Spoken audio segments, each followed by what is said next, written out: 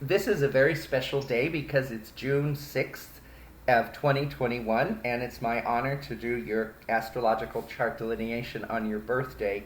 Now, I value highly doing consultation sessions on people's birthdays because birthdays are a major factor in what I deal with in my career. When I need to set up an astrological chart, I always ask a client, where were you born? What was the time of your birth? And what's your birth date?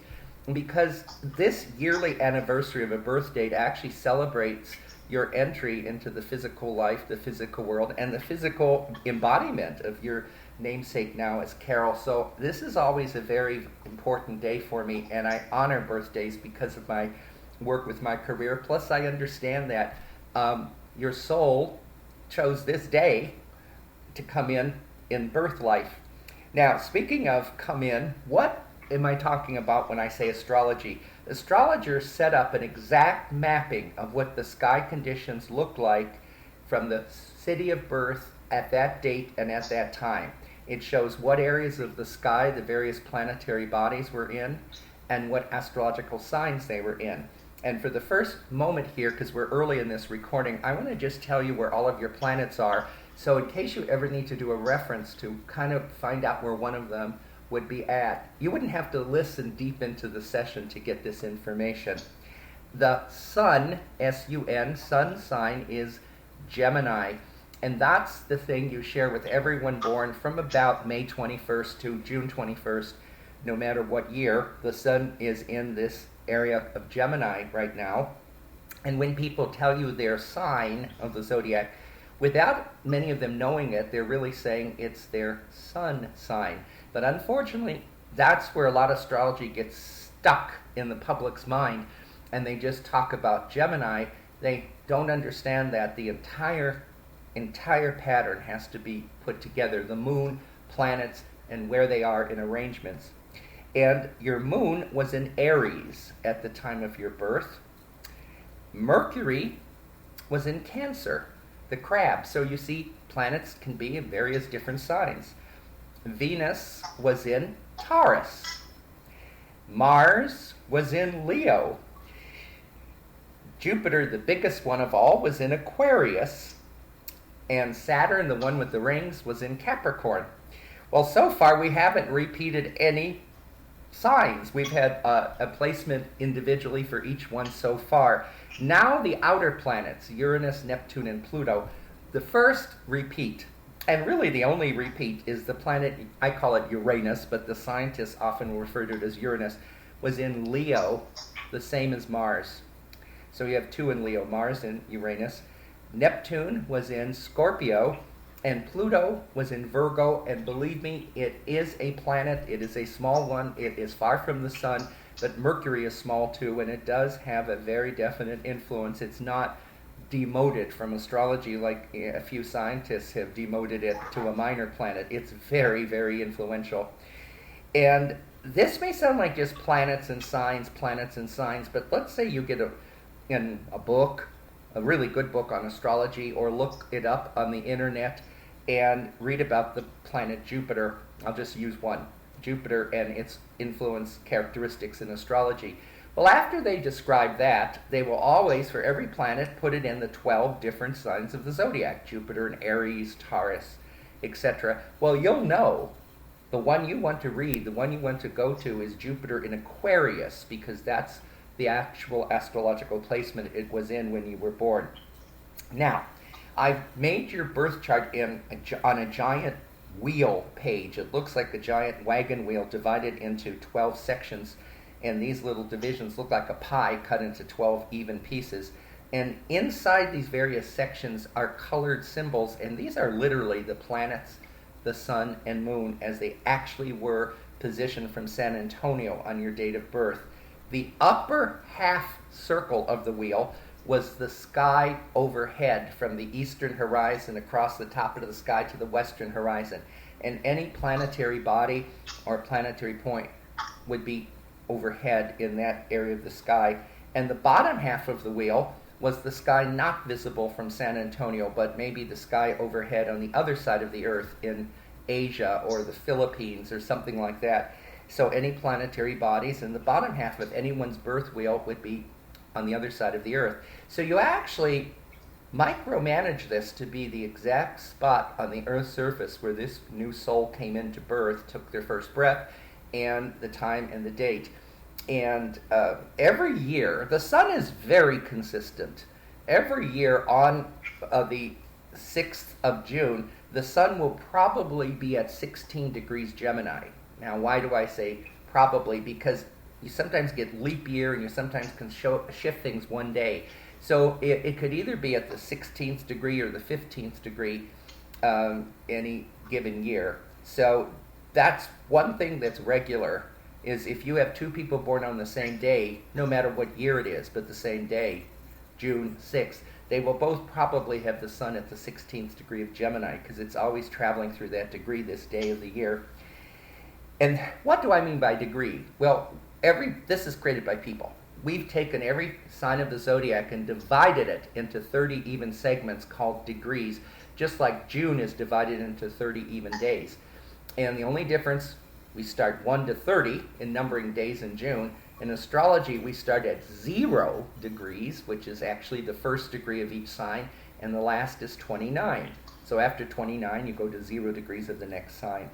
So now, next point. This is the technical part of the reading, all of this, so bear with me. I've got these planets in colors. I've got some in brown, red, green, and blue. Now, not just because they look nice that way, and by the way, you'll see I set all my charts up by hand. There's no computer calculations here. There are 4 different ways planets could be expressed. They could be in fire signs, and if they are in one of the 3 fire signs, I show them in red. They could be in earth signs, and if they're in one of those 3, I show them in brown. Air signs, one of those 3, I show them in blue. And then finally, water signs, any one of those 3, I show them in ocean green or sea green. And this is interesting. The average birth individual on the planet, when you look across the entire world, doesn't matter what part of the planet we're looking at, most people on the average have 2 or 3 in each of these categories. Now, if you have more than 3, that's important. If you have less than 2, that's important, because those are the 2 extremes. Now, Gemini is one of the air signs, and there are 3 air signs: Gemini, Libra, and interestingly enough, Aquarius. Aquarius is air, even though it sounds so much like it would be a water sign, even called the water bearer. It's actually one of the 3 air signs. And planets that fall in, including the sun or moon, that fall in Gemini, Libra, or Aquarius, I show in blue. And you're going to see you have 2 of those, which means your chart's average or nicely balanced in the air placement. You've got your sun in Gemini, and you've got Jupiter in Aquarius. Now, here's what this means. There are traits shared by all 3 air signs. So the air category, or we call it element, the air element, is connected to intelligence, thinking, and communicationary power and prowess. The 3 air signs of Gemini, Libra, and Aquarius are the most cerebral signs of the zodiac. They often have the higher IQs. They are often inventors. They often are extremely good with coming up with ideas, original ideas. And many times they're very good in communication work. They make excellent speakers. They make excellent teachers, writers, journalists, and many times they're the best counselors. They're extremely orientated towards giving advice and often have great qualities with flow of words and ideas. So if you want to think of it from this perspective, the air signs represent the communication, intelligence, and cerebral side of the human being. Now, let's look at water signs. And these are Cancer, Scorpio, and Pisces. So after we go through Gemini, when we hit the longest day of the year, we're going to enter the astrological sign of Cancer, the crab. And you were born with 2 of those, and I show these in ocean green or sea green.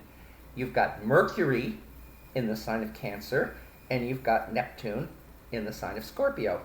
And water signs are completely different than air. They deal with the emotions, feelings, empathy, compassion, and sensitivity of the human being. They deal with our feeling nature. So along with the emotions, they also deal with extra sensory feelings. Water signs are your metaphysical, spiritual, mystical, intuitive element. So it's connected to hunches and psychic ability and gut level feelings and inner knowing and sensing. So water deals with our emotional makeup and capacity, but it also deals with the potential for intuitive abilities. Again, you've got a nice balance, which means when you have 2 or 3, these traits are in you, but there is one element I'm getting to that is above average, and we're going to get to that in a moment. The third one I want to talk about is earth signs, and you have 3 of those, but that's still average, 2 or 3. Earth signs I show in brown, and they are Taurus, Virgo, and Capricorn. In this case, Carol, you've got something in every one of them. You've got Venus in Taurus, Pluto in Virgo, and Saturn in Capricorn. And that's still in the average category. And earth signs deal with how you organize things. They deal with how you deal with the mattering and material directives of life. They are the signs of practicality, being down to earth, work, business, industriousness, how you apply yourself in work and how far you get ahead in life. So they deal with material success. Earth signs also deal with health because they're everything of the physical world. So we are wearing physical bodies, but we have souls inhabiting those bodies. So anytime somebody gets a massage or gets a chiropractor adjusting them or gets surgery, it's being on their physical body, and that's why Earth is also, along with business and industry, connected to the field of health. So Earth signs also deal with Mother Nature and nature cycles. So you've got a nice balance in Earth signs, but so far we haven't hit something missing, less than average, or above average until now, and this is the big one, by just 1 notch, by 1 extra placement.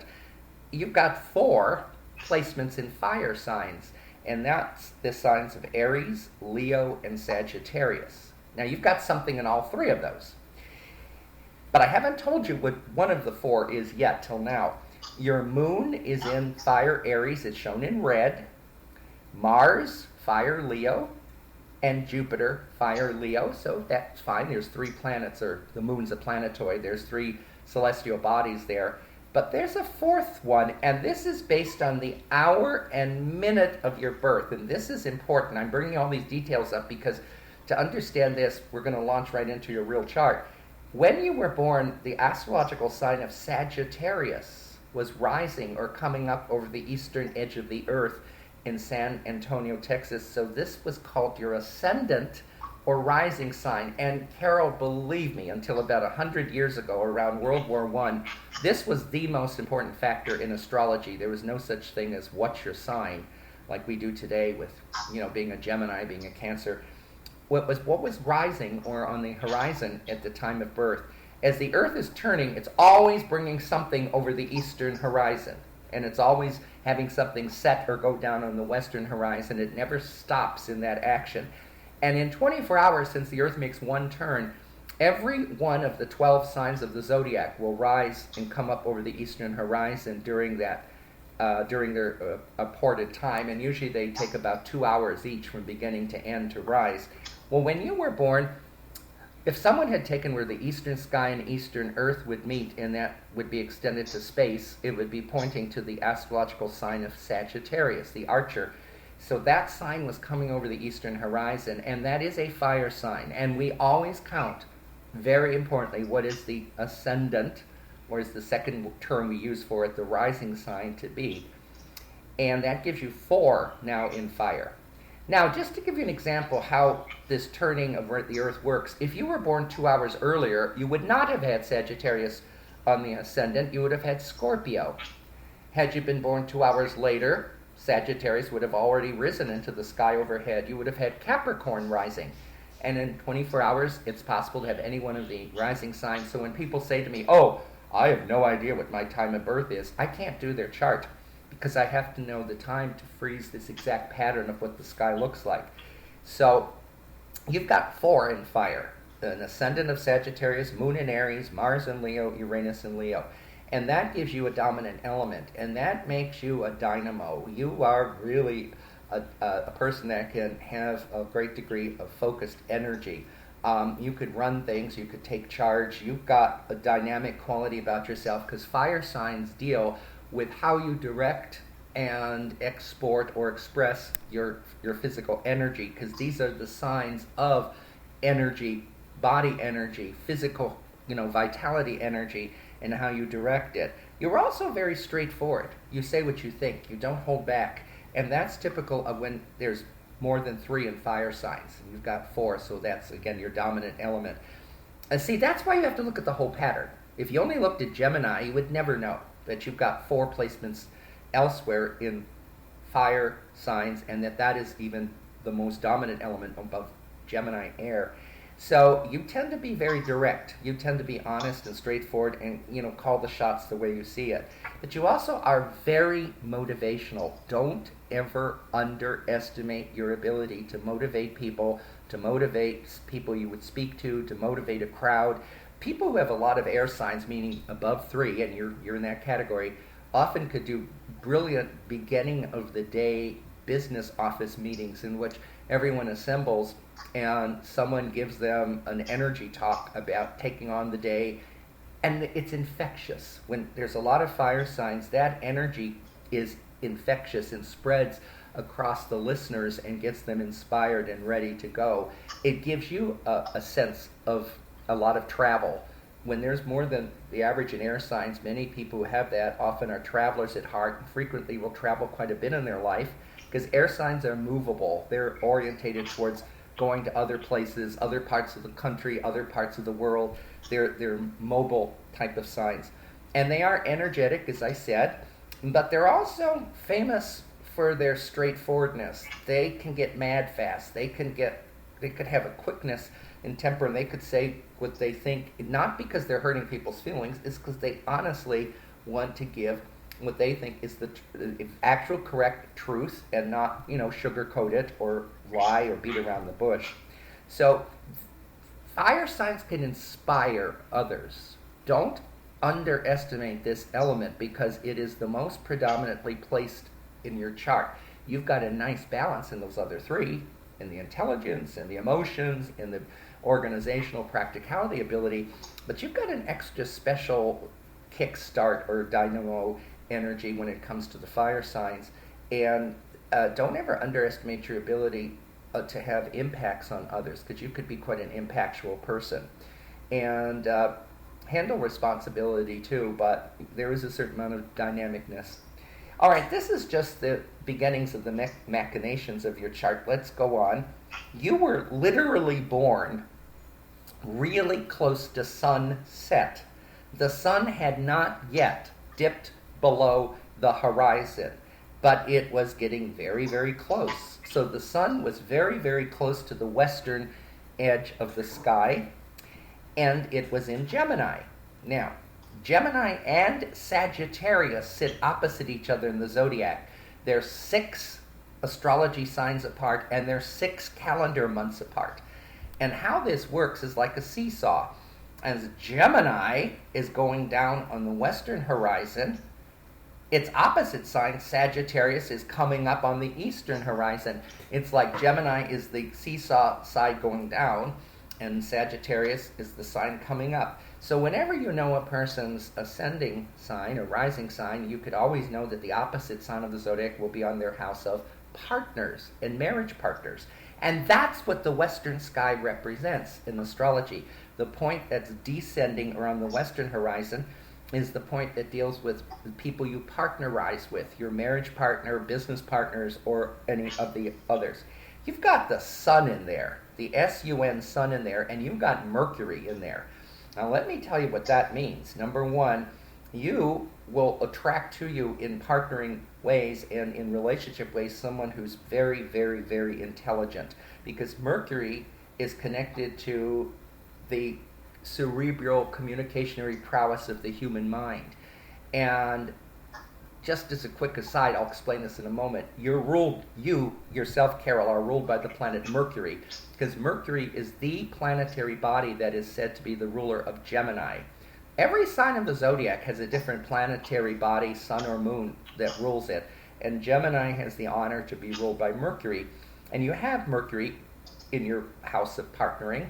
You have your sun in that house, but they are in different signs. Your sun is in Gemini, Mercury happened to be in Cancer, but they're still in that same house. Now here's what that means. Mercury gives a partner, a business partner, a love partner, a personal life partner, a dating partner, a romantic partner, always a high level of communicationary intelligence, always well-versed, well-read, diversified knowledge, having a very highly open, curious, wanting to learn, wanting to understand, and wanting to acquire further knowledge. Mercury not only represents the thinking and decisionary power and the analytical power of the human being, it's also their IQ and their ability to absorb more and more knowledge and to become more and more diversified in what they know. And so that highly cerebral planet sits in your house of your partner. And the sun is there. So you marry someone who could end up being a very powerful leader, who could be a take-charge person, who could run businesses, who could run organizations, who rise either by choice or circumstances or a combination of both to some type of a position of authority and some type of position of responsibility. The S-U-N, sun, the sun is very much connected to how a person handles administrative power. And one thing you're going to see in this chart is we're talking about your chart, but we're also going to talk about people around you. And a chart can show an individual's parents, their characteristics, their partner, their children, and details about all other facets of their own personal life. The individual's chart can show their health and their work. But right now I went to the Western horizon and started talking about partnering. Now, you could have had Mercury in Gemini. You could have had Mercury in Taurus, but it wasn't. It was in Cancer, the crab. And that's your ruling planet. Anytime somebody's Gemini, or born with the sun in Gemini, you know right away that Mercury is the planet connected with them, and you want to often find out where Mercury is placed in their chart. Now, this gives you a gift of an incredibly high memory, because Cancer is the most reflective sign of the zodiac. It often has a subtle memory like an elephant. It can remember things going way back, can even remember things very early in their life, and it often can remember things with great recall and great infinitesimal detail. So there's a gift with great memory, great memorization, and great memory reflectiveness by having Mercury, the planet of your mind and your thinking process, in the sign of Cancer. Oddly enough, the moon is the ruling planetary body or planetoid body of the sign of Cancer, the crab. And Cancer has a very nurturing, maternal, caring side to its nature. It's very tender. It's kind of like a mother and a child, that link of connecting love and then nurturing love. And by having Mercury in Cancer, when you have a goal, you also kind of set a goal like a mother connects to a child. You set it with a certain tenacity and you put love and feelings into your goals. That's because your planet Mercury was in Cancer. And also, you tend to have an extremely good memory. You could remember things that have happened in the past. You could remember precedents that could be affecting present situations, like a certain decision was made in the courts by this years back, and you could find that out, remember it, and have it applied to today. Because Mercury in Cancer gives that past-orientated, nostalgic mind, but also a very research-orientated way of finding answers in history to bring it into perspective and to compare and contrast then and now. And also, it's a nurturing Mercury. In other words, you've got this nurturing planet in your partnering house. So not only do you have a really intelligent marriage partner, but there's the very strong, almost family tie as well as love tie between the two of you by having this Cancer Mercury. Now, Gemini happens to be the sign on the beginning of the marriage house, and the sun is in Gemini there. And this is an interesting fact. Gemini tends, it doesn't work every time, but it works about 80% of the time, to be the youngest looking, most youthful, retaining visual appearance sign of the entire zodiac. And because you've got Gemini on the area of the chart that deals with partners and dating and even business partners, in partnering, in in love before you even got married, and in your marriage of now, and in business partners you may draw to you. You can draw people to you that don't look their age, that could look younger, or have still a little bit of a youthful veneer about them, or they age slower.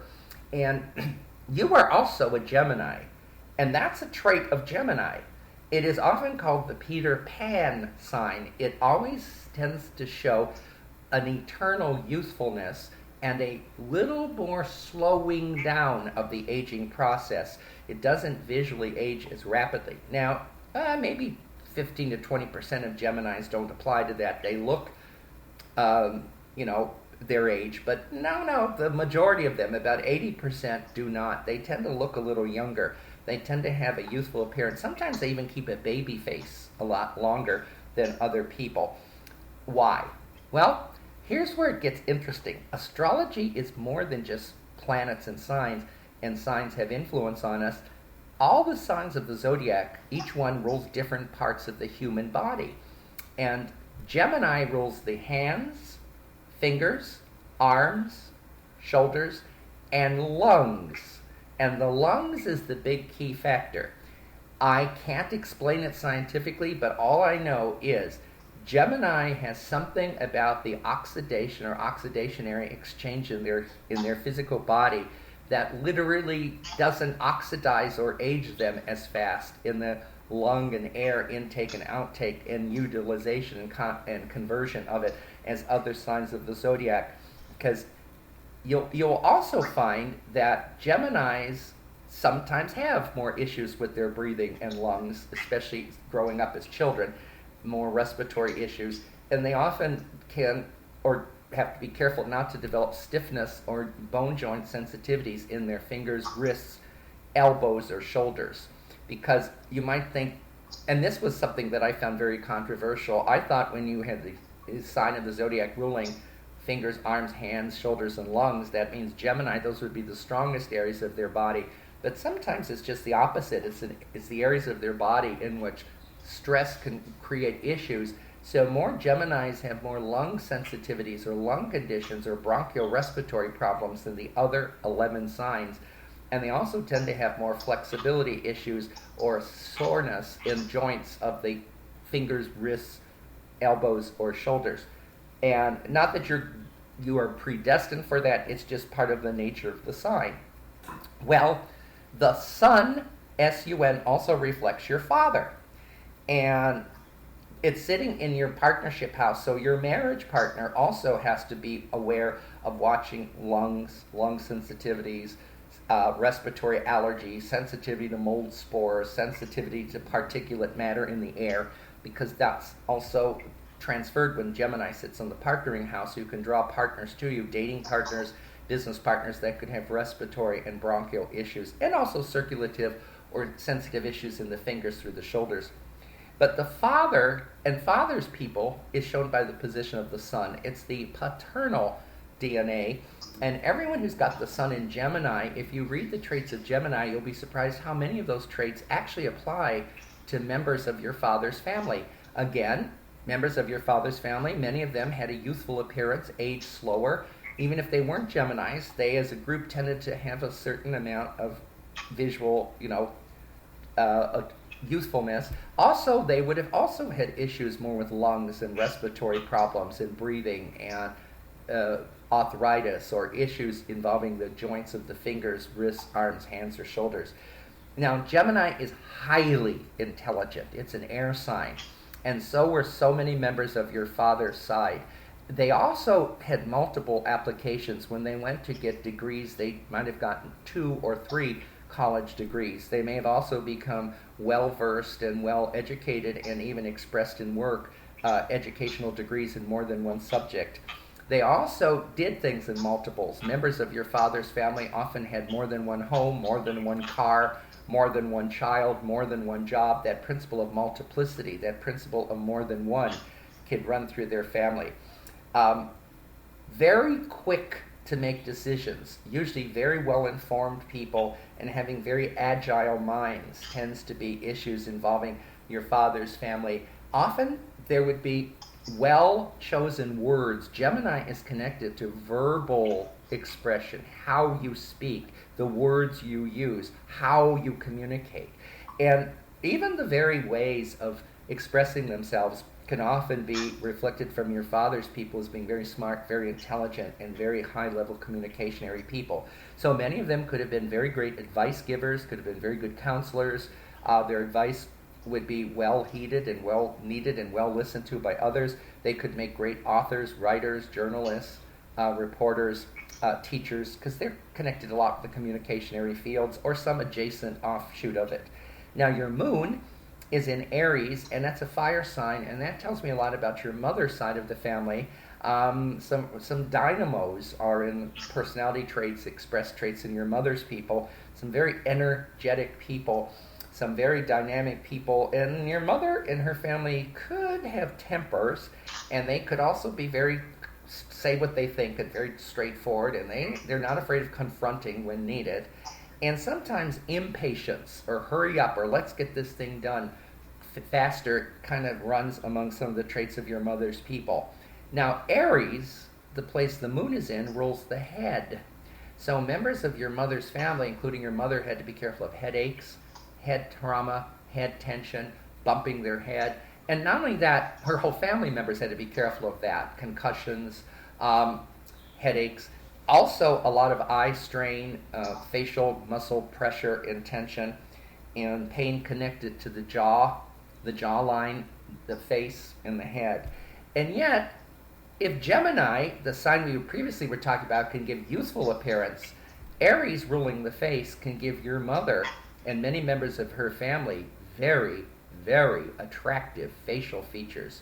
Your mother could have some beautiful facial features, beautiful eyes, beautiful lines and angles of her face, and so did many members of her family. Some very beautiful women and some very handsome men could be indigenous in your mother's side of the family because of Aries ruling the face and head.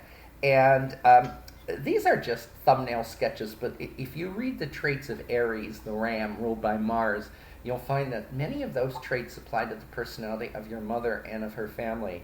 And taking on an issue or getting something cleared up or clearing the air in a certain way by taking something right on was certainly something her side of the family members often could handle. And they often had a lot of robustness, a lot of dynamicness, and a lot of thrusting forth energy.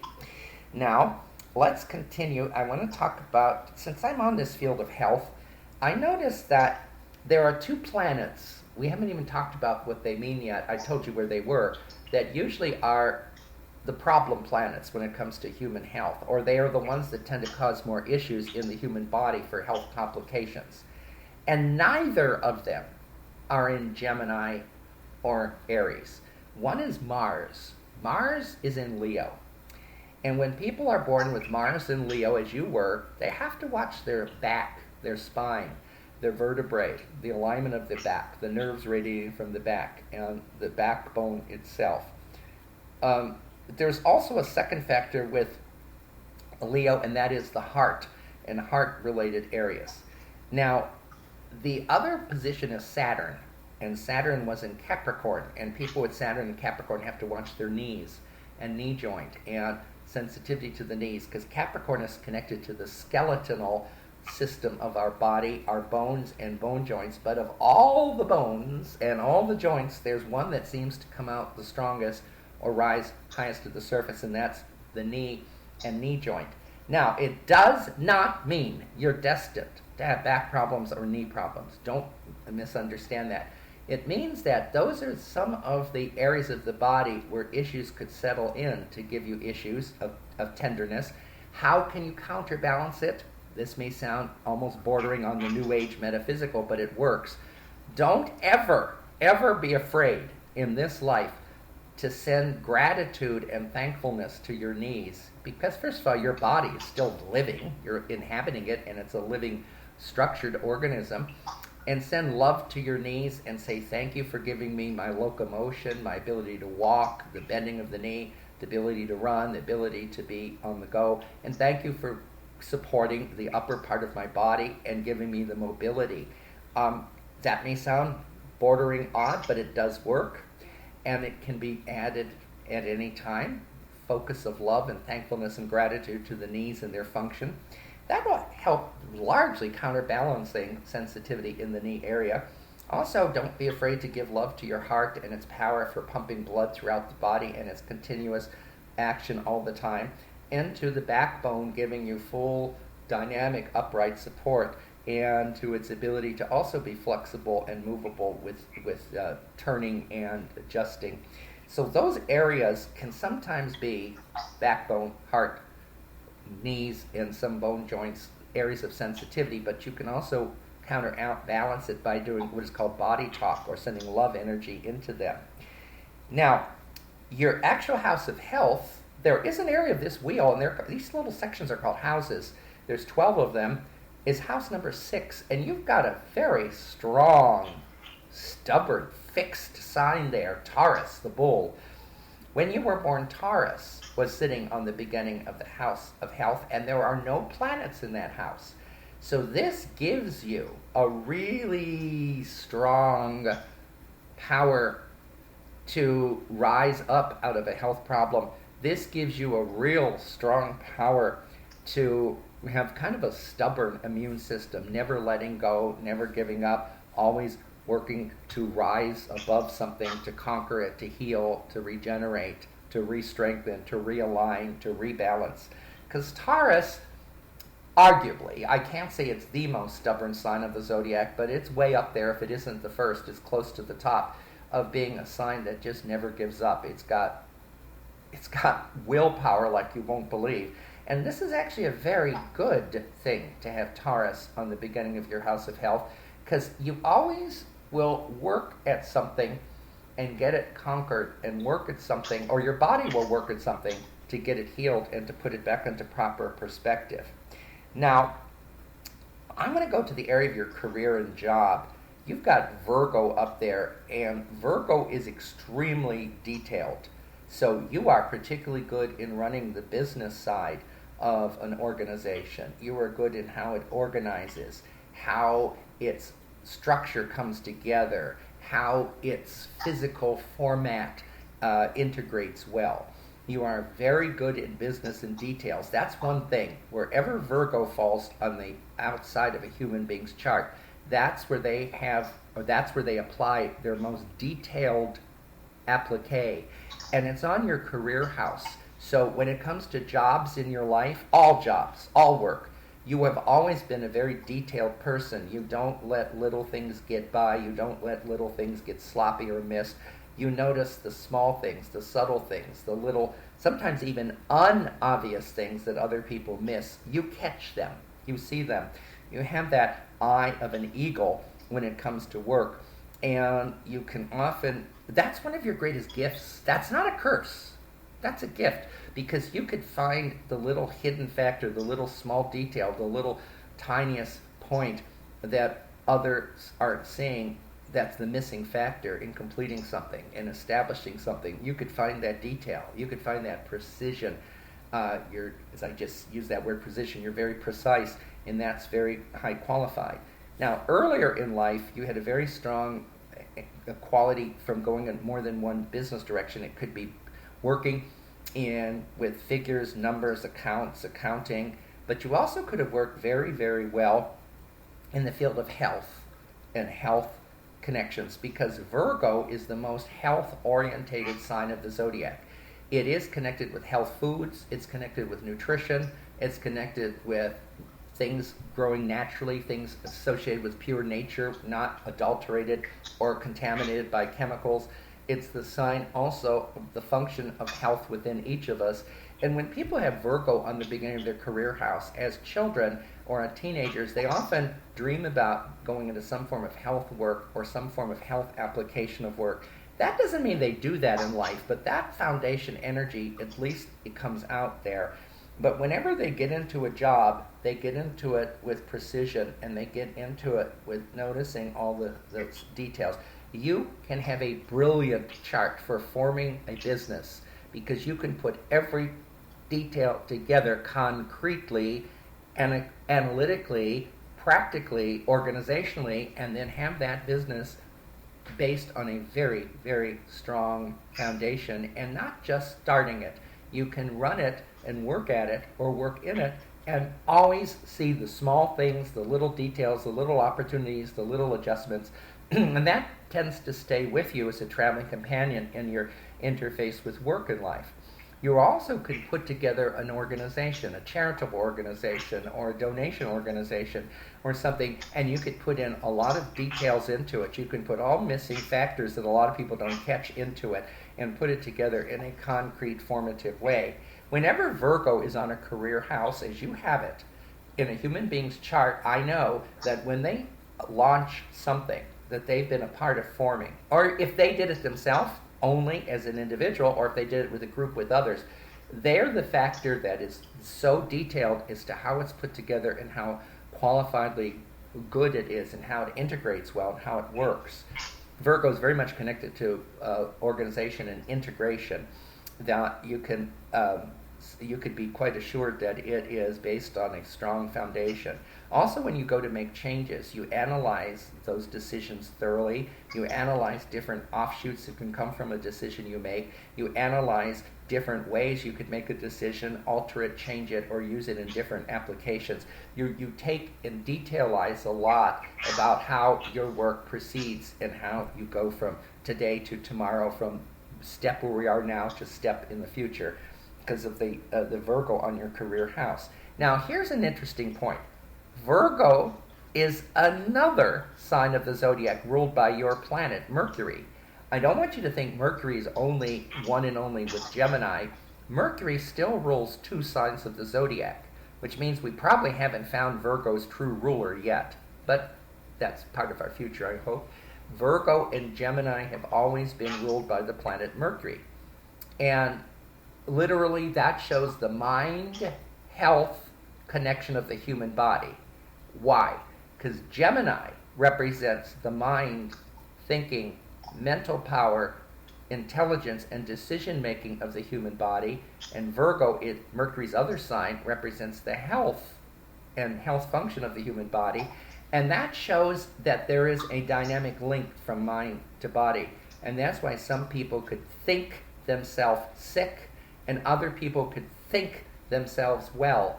Mercury is the planet that shows us, by linking Gemini and Virgo, 2 signs that it rules, the body's mind and the body's health are very much connected together, which also tells me symbolically how a business can work with you.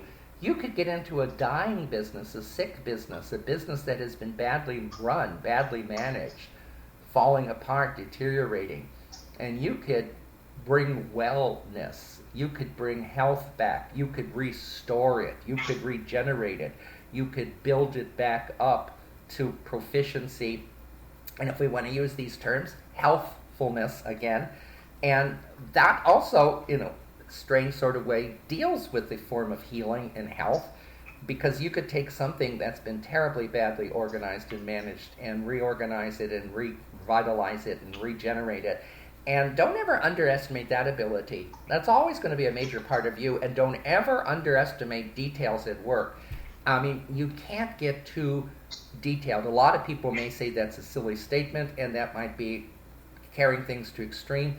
Well, when Virgo is on a person's career house, I tell them, one of your great capacities is your detailedness in your job and work. Don't underestimate it. Don't let other people make fun out of it or mock you for it. It's part of you, and it's your detailedness that could make something succeed, where something else or someone else who doesn't have that detailedness could have something fall apart and disintegrate. So that's very important. Virgo is a worrying sign, though, and it is a sign that sometimes is very connected with worries, like, oh, did I do this right, or I should have had more time, or maybe we went too long, or maybe we jumped the gun and did this too fast. Unfortunately, wherever Virgo falls, sometimes those spillover of worries creeps into the human psyche, the human mind. And by having Virgo on your career house, many times that kind of stuff about, was my timing right? Did I make the right decision? Did I open up Pandora's box? Did I do it too soon, too fast? You know what's odd is many times after a bout of worrying, when history moves on and time goes on and you look back at the turnabout events, you'll find that many, many, many times those worries weren't necessary, that things did turn out quite well, or that they resulted in other directions. Now, I'm going to keep talking.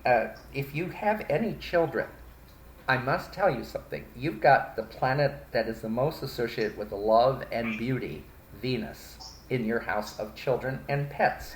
By the way, this is an interesting thing. House number 5, the 5th house in the order of the 12, is always associated with those that we shower our love on, but not a marriage partner. That's a different area. It's our children or our animals in our life, because the 5th house is very much connected to taking care of those who are helpless, showering our love on them, and getting kind of a great love return from them. So when you look at a human being's chart, the 5th house will tell about children and having children and the personality traits of children that could be born to them. Or some people will adopt children.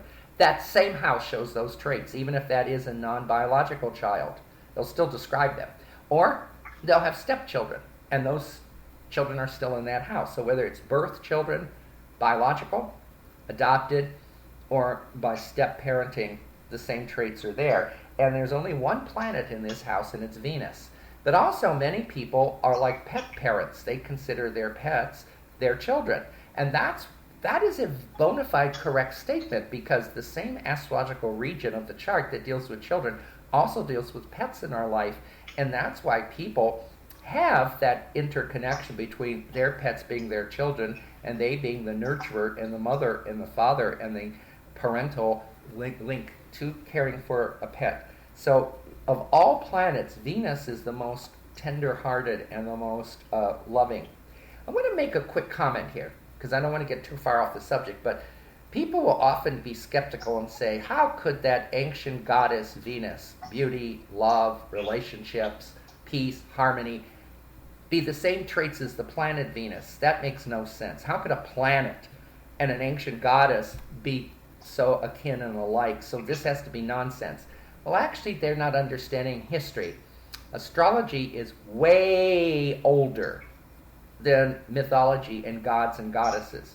What they don't understand is in ancient, very ancient times, to explain to people that weren't very book-learned and highly cerebrally educated how the planet Venus works, they anthropomorphized the planet Venus in the image of a female of great beauty, of great compassion, connected with love, connected with the spring of love that hits into our hearts, and connected to everything that's artistic, graceful, beautiful, and peaceful. And they started giving anthropomorphic traits to this planet, and they just did this with Mercury and Jupiter and these other planets. And what happened is, these ended up, that first part got forgotten and lost in history, and these ended up becoming actual gods and goddesses. They anthropomorphized the meanings of planets so strongly that they actually became living gods and goddesses, and that set up the foundation for mythology. So the reason why the goddess Venus and the planet Venus has so much in common is the goddess Venus was a made-up metaphysical or anthropomorphic figure to explain how the planet Venus works.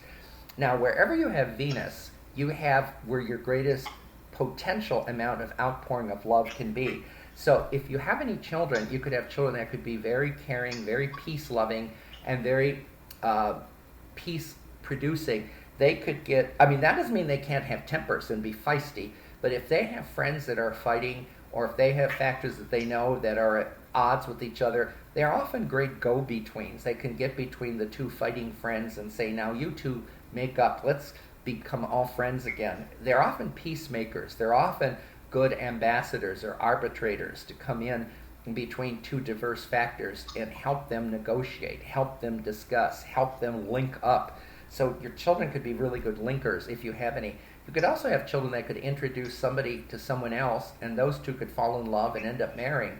Many times, a child of yours could end up being a link for two to find each other and have a future together, because Venus is very much connected with that.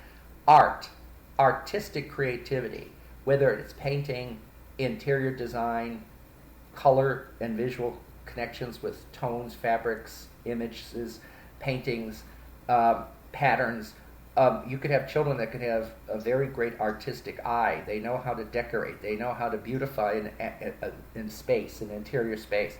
They could have architectural instincts. They know how to see things flow and visual. A little bit of a Frank Lloyd Wright touch within them.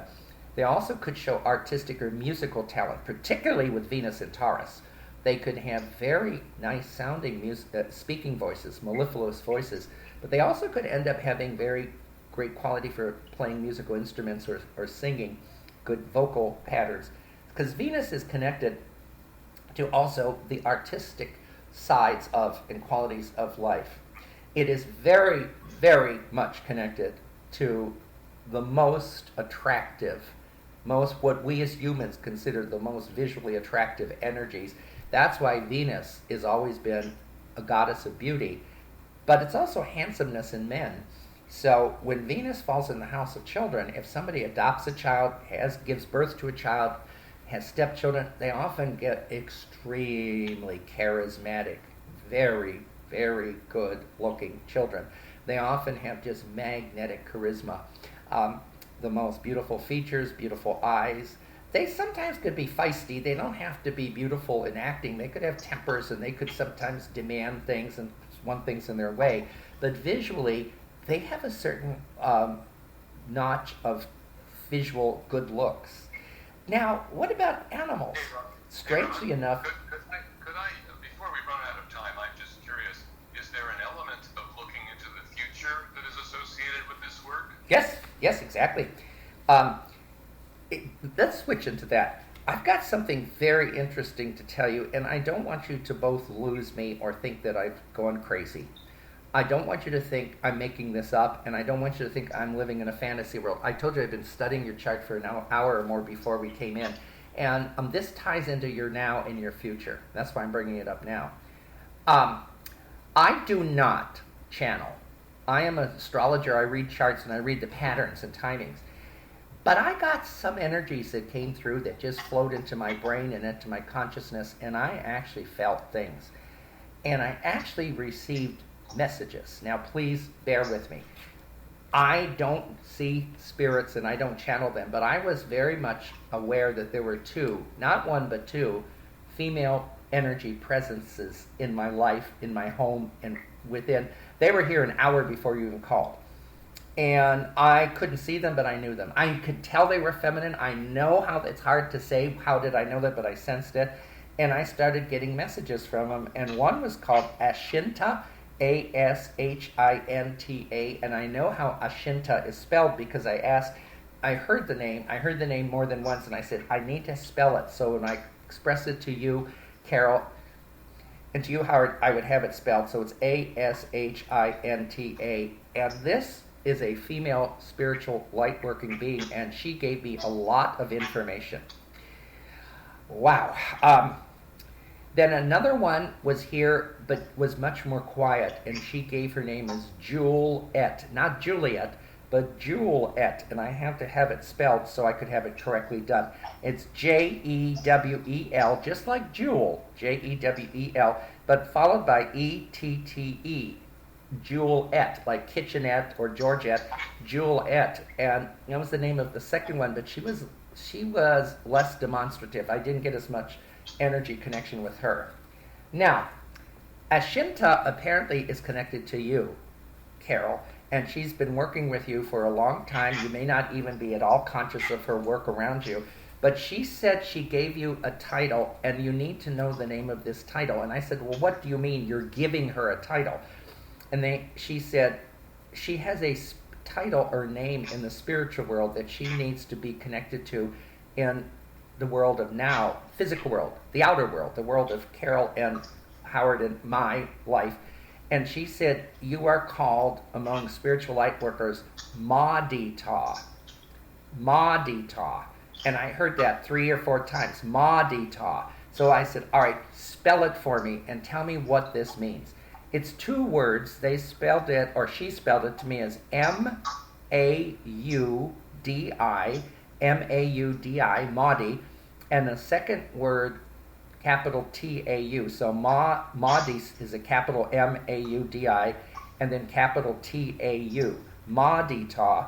And I said, well, when I tell her that, what does that mean? And she says, you have a title among spiritual light workers that you need to remember and know in your physical world. It means you are the mother of large cats. The mother of large cats. And Madita means mother of large cats. And that is, the spiritual light workers, particularly Ashinta, honors that title. It's a title that you've earned before this lifetime. It isn't something just now, bing, that popped up in the life of Carole. But even before your birth, you were given the honorary title or given the honorary vestige or name of Madita. And she continued to give me a lot of information. Ashinta, she said that you, Carole, have a spiritual and harmonic link through your last name, Baskin, which of course is marriage name. You have a spiritual and harmonic link through to your last name, Baskin, to Bassett, and she spelled Bastet. I'm sorry, I looked at it wrong. Your name, Baskin, and you have a spiritual and harmonic link between that last name to Bastet, and she spelled that Bastet. And she said this goes back to ancient Egyptian times. And Bastet, she said, was an ancient Egyptian goddess. You, in that long ago time, were a priestess dedicated to Bastet in ancient Memphis. So she specifically said Memphis, ancient Memphis, not Cairo or that, Memphis. And were among a large group dedicated to her. And that Bastet was a goddess who had the body of a woman but the head of a cat. And that your connection to the sacredity of cats and cat animals goes back many, many, many centuries, well before this lifetime.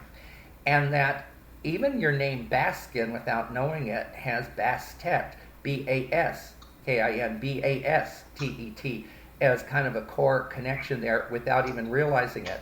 And that you were very much a person who was a high priestess dedicated in one of the temples in ancient Memphis to this goddess, and you had many other devotees and individuals that you worked with, and that she directed you. You not only just were connected to a temple, connected to this goddess Bastet, she actually would come into you and give you knowledge, or she, in that lifetime, she would appear to come into you and give you knowledge and give you insight. And that you have carried on a history of connections to animals from many, many lifetimes. Also, Ashinta said something else interesting to me. She said that you were very instrumental during Queen Victoria's time in England to have the large animals, not just the cats and lions and others, but animals removed from around the Tower of London, that they had been there for centuries is kind of an oddity for people to look at, like a zoo. And you came in and you had a very strong influence. You, number one, you, others joined you, but you were the spearheaded one to get those animals removed and to no longer have them there on just public display because of their not being cared for, they're not being treated properly. And people just looked at them as oddities, and that was changed, and that they no longer have been there, but they had been there for hundreds of years and generations of them. So you've had a history of working with large, powerful felines and connections. And your name, Madita, is an honor. It's a gifted name. It's mother of large cats, and that's what it translates to mean, and that is a name applied to you. Now, you are very close to some big news and stuff breaking here, because I've got a progress chart. The progress chart shows timing in your life. And I noticed that July 1st through October 1st, that's July, August, and September, your progressed moon crosses over your natal Gemini sun, which is astrological words, I know. But it means that you're about to have some big publicity about something you're just about launching or just about to integrate into launching. And here we are in June, and this aspect hasn't started yet, but the foundation for it is being laid right now. That means May, June, and even the periods before July, This is kind of coming together. But one thing is the sun is connected to your power, your success, your leadership, and your ability to have victory and win. And you are very coming into a period from July 1st to October, and it spills over even a little past October 1st. It even spills into October of having something major come together and be a big factor in getting issues coming to a head and clearing up something and successful on your part. In other words, what I'm trying to tell you is, if and I know you're both married, but if somebody was having a divorce and they were up against a former marriage partner to separate, and then they had the same aspect forming like you're having, it would be the individual I was doing the reading for that would be winning in the court settlement or in the divorce, because the sun gives them power. If you were having a lawsuit against a business or a company or a person, and you have this kind of aspect, you would be the winner of the lawsuit, because the sun is very much connected to conquering and winning.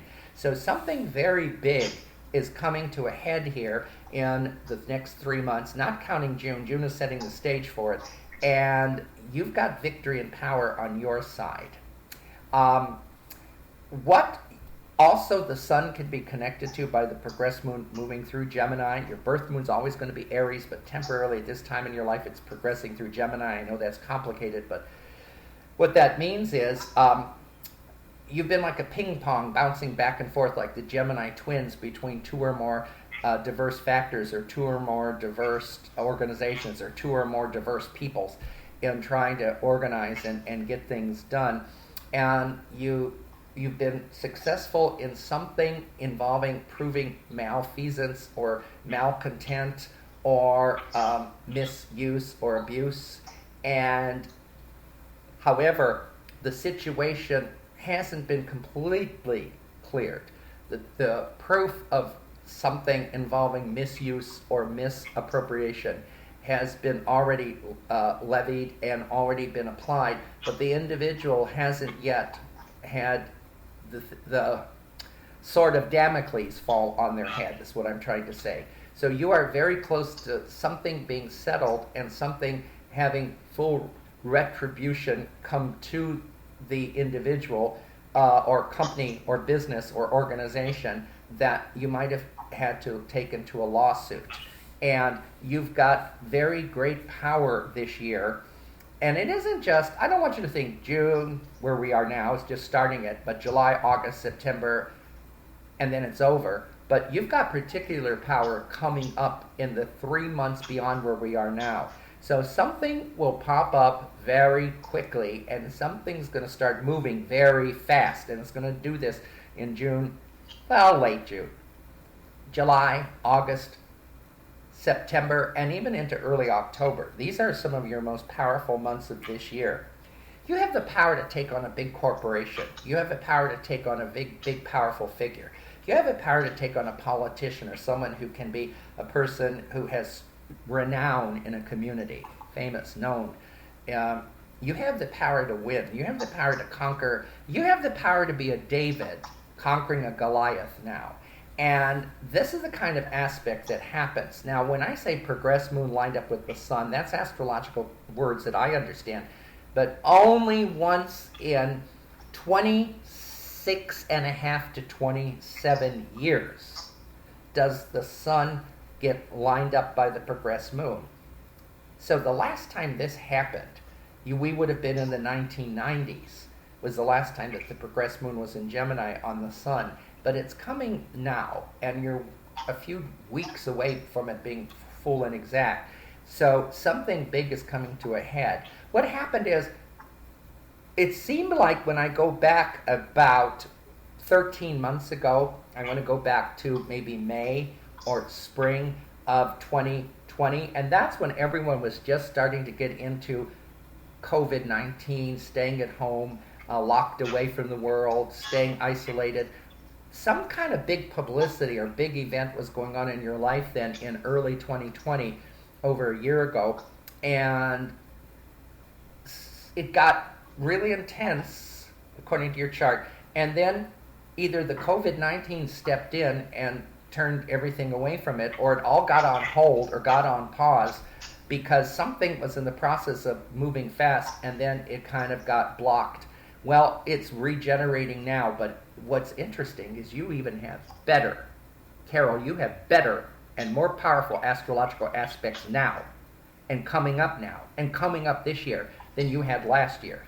And so last year, COVID could have been the interrupter, but also there was a mixed stuff going on last year that some good things were working for you, some challenging things were going against you. It was kind of a yo-yoing back and forth. It was very, very stressful.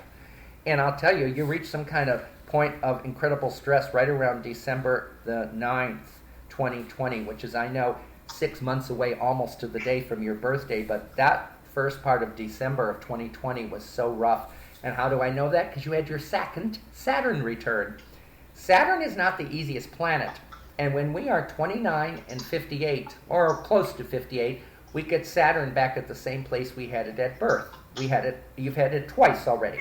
The first time you were 29, 29 and a half, and the last time was December the 9th, 2020, about 6 months ago. And since then, that was a very tough time as we're coming to the ending of last year.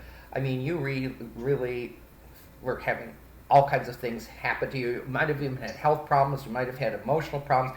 You might have had, your nerves were just frayed. And then now you're into a much, much better future now than you've been for a while because things have been just delayed for so long, stretched out for so long. And you are good with details. I'm going to repeat that for a reason because that's your secret in how you're going to win more than you realize because you have found details, you have provable details, you have analyzed and discovered details, correct details, specific details that are going to be important for victory in taking on some type of business or some type of corporation or some type of big power because you found things that are their Achilles heels. You found where they've screwed up. You found where they have done some bad damage. You found where they have done some misappropriation. And those details are going to be uncovered, well, not uncovered, you've already uncovered them, but they're going to be a very important application as how things go. You must understand something. You have that title Madita not just because of a fancy thing or some spirit being came through me and told me to tell you it. This is a title of power as well as respect. You are symbolically but literally at the same time a mother of large cats. You are literally a mother of large cats. Madita is not just an honorary title, it's also a bestowed empowerment. And you have power in this life to take on any kind of misuse, any kind of abuse, or any kind of damage associated with animals. And you have been, this is not even remotely your first life connected with working with animal life on this planet. You even were dedicated to a goddess, and there's still a part of your soul that's still that high priestess. You haven't lost that. You've had many lifetimes since ancient Egypt, but you haven't lost that connection to the goddess Bastet, and you haven't lost that part of you. That's still a part of your soul. And you did so many dedications and ceremonies and things to her that never is fully going away. And you come back always with something in your heart center, in your life's desire to work with living creatures and creatures of our planet, creatures even beyond humans. Now, sometimes you may even get a down, negative or harsh opinion of fellow humans because often they are the reasons why things have been misused, misabused, misappropriated. But animals communicate with you, and you don't tell people that, and you don't talk to them like someone talks and hears the answers back. But you communicate with energy, with animals, and they communicate back to you with energy, and very, very, very few people would know that. And very few people that you would be able to talk to or explain about that would understand it. But I understand it because these energies came through. What about this? You're going to end up this year with a very, very big victory. All that you've been working for, some kind of lawsuit I see here, some kind of legal matter, some kind of thing with a legal decision, something where the courts are involved, something where a legal decision is being made. You actually have greater power to win this year than you have had in recent years. And last year was rough because everything, it wasn't just the COVID, everything got screwed up, everything got delayed, everything got scattered. Scattered is more the word. Now you've gathered all the pieces and you no longer have the scattering and full speed ahead.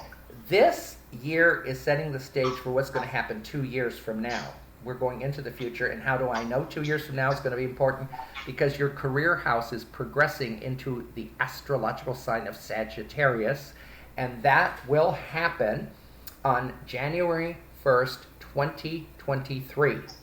Now, that means we've got our present year. This is the year of settlement, and this is the year of taking something right on, 2021.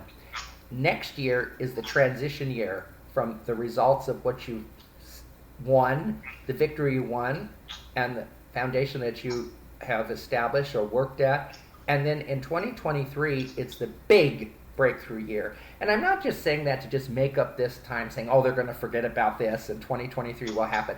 It's in your chart. And how do I know that? Because you've had the progressed sign of Scorpio for the last 28 years going across the top of your chart. It's 28 Scorpio this year. Next year, 2022, it'll be 29 Scorpio. But it will no longer be Scorpio in January 1st of 2023 onward. It will move to Sagittarius, which is your ascendant. And that is your power year. So what you win this year and the subsequent results of the victory will spill into next year.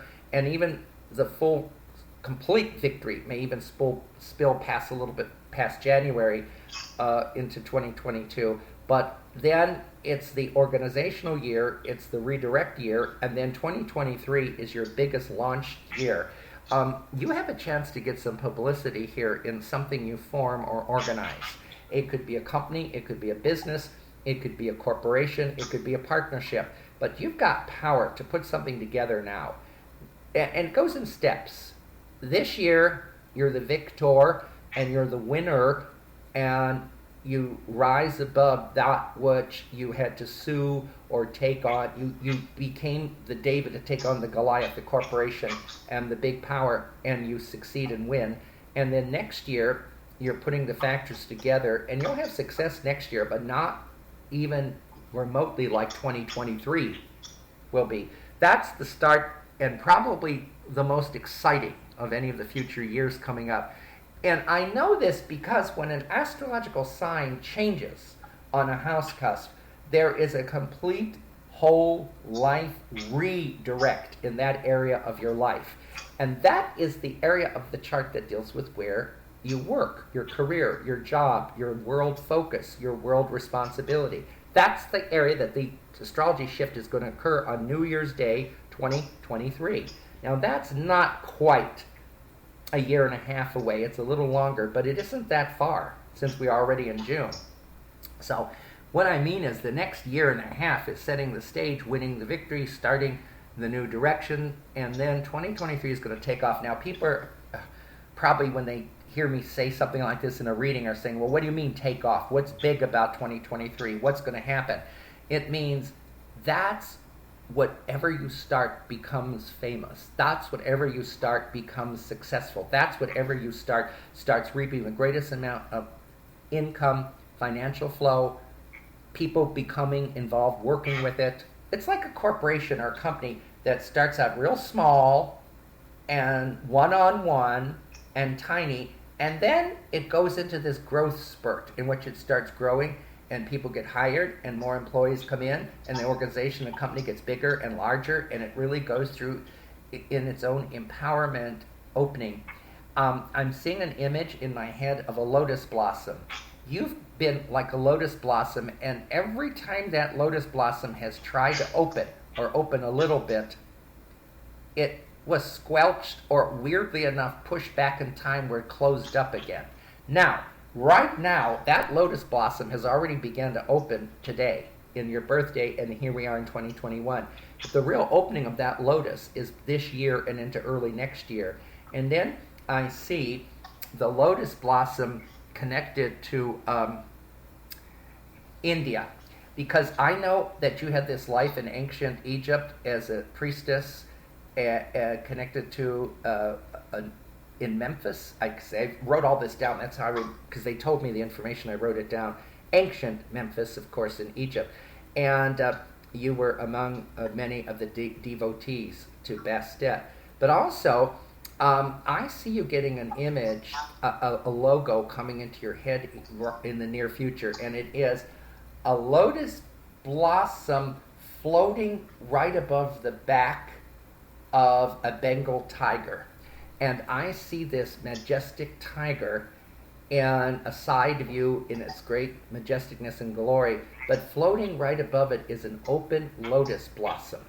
And that might sound like or seem kind of an innocuous energy, but it isn't.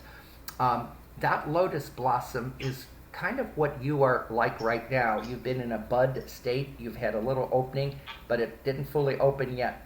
As it opens, it's in full flower, and when it's in full flower, it's in full power. And when it's in full power, it manifests with unstopping, unlimited success without blockage. And the symbol of a lotus floating above a tiger shows victory over that which has been out there in the world trying to stop this, trying to harm that animal, try to block them, try to limit them, and try to limit their power and limit them in health and limit them in abuse or by abuse. And the lotus shows victory over that. It shows the freedom of the tiger. It shows the freedom of the animal expressing its pure, true, unencumbered nature. And also, I see you, this is very odd, I don't see birds because even Madita, I was told, means mother of large cats. But I also see you getting another symbolic image that you are going to kind of figure out what to do about it, because it's so far in the future, and I think this is going to be something you'll be working with in more like 2023, 2024, is I see you getting a symbol of the phoenix bird rising above the ashes, but that has been shown over and over again, and they usually show like a destroyed city or a burned out foundation, and this bird rising up kind of with fire coming out of it, rising up over the ashes. But that's not what I see with you. I see a phoenix bird with, this is so hard to describe because I see it so clearly, crystal plumage. The feathers of this bird are not turning into fire, and it's not shooting fire shooting out from it. This bird is a crystalline bird. It's a real bird, but instead of its feathers being the feathers of a regular bird, they're crystals. Each feather is a crystal, and each feather even looks like a feather. It's the detailedness of a feather, but it's an entire living crystal, and it's like a bird with crystal plumage. And there's something, I don't know where it's coming from. If you find it, it's just absolutely by circumstance someone sends it to you or defines it. If somebody finds a crystal sculpture, or actually made out of crystal, not glass, of a bird, but since it's all made out of crystal, it's all the foliage, the feathers are made, the feathers themselves are made out of crystals. But that goes even deeper. The symbol of the crystal phoenix is your future, and that means you have risen above that which has come from dark forces to do harm to life in the world. And you're not just the phoenix bird rising from the ashes of that which was harming animals, harming life in the burned out area below. You're the crystal phoenix rising up. In other words, you bring awareness to others. You bring illumination and light to others about abuse, because the crystal brings light through it and focuses energy. And this crystal phoenix rising is really kind of an esoteric symbol for you, because it means that you've got spiritual power and spiritual light workers working through you, with you, and for you, even if you don't know who they are or even have any connection to their energies, because Ashinta has been with you from what she told me a long time, And she did not ever necessarily materialize in a room or a house or come to you and say, I am a Shinta and I'm one of your spiritual guides or light workers. But she made herself very clear to me. Juliet, that other name, I've not said much about her. She's also one of the big, because Juliet means little jewel, like a small jewel. Obviously, because I saw that when I wrote down the name, it said, oh, that means little jewel, Juliet. I also feel she's connected with more of what's coming up in 2022 and especially 2023, and this is particularly connected to this symbol coming up of this crystal plumaged phoenix. I think you're going to start some kind of organization or business, company or corporation with the image of the phoenix with the crystal plumage. It's going to show how we can rise above, we as humans, how we as people could rise above abuse of the planet and abuse of the living life forms of the planet and the abuse of those other energies that are living here too, other than our own self. And our human selves is what I was trying to say. So I just have a feeling that that image comes up very, very strongly. Also, travel is quite interesting because Jupiter is coming back into Aquarius, and you were born with Jupiter in Aquarius. And temporarily, where we are right now, just before your birthday, at your birthday, Jupiter has gone very briefly to the very, very, very, very first degree of Pisces, but it's going to turn retrograde, and you'll hear that term a lot among astrology, retrograde, a planet backing up. But July the 29th, that's a Thursday, it's going to retrograde back into Aquarius, and that's the sign that you have it in.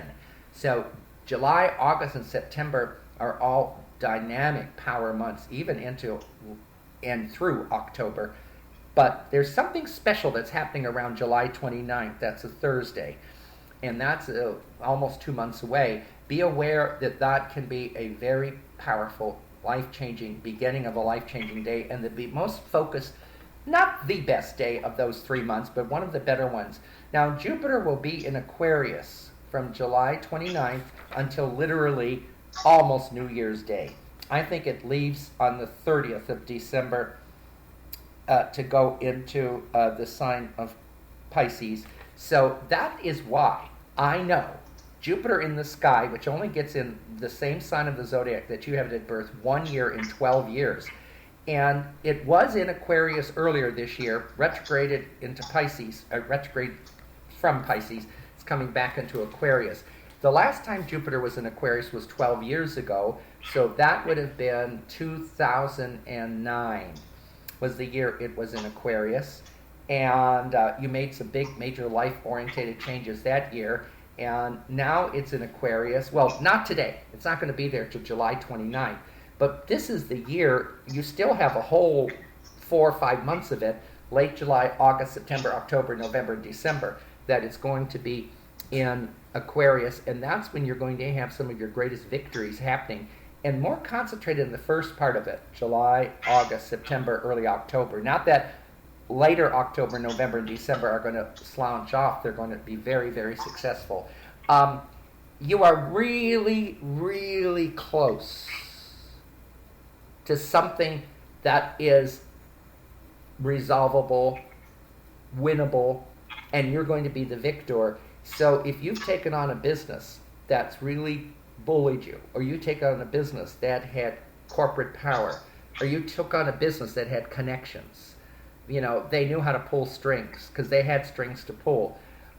You're the David taking on that Goliath. You're taking them on, and they're the ones who fall. You're the ones who are winning. I'm not just saying that to make you feel good. I'm not just saying that to make you happy. I'm just wanting you to understand that this is really very, very important for you, because you have an origin of caring for life forms on this planet beyond that which is human.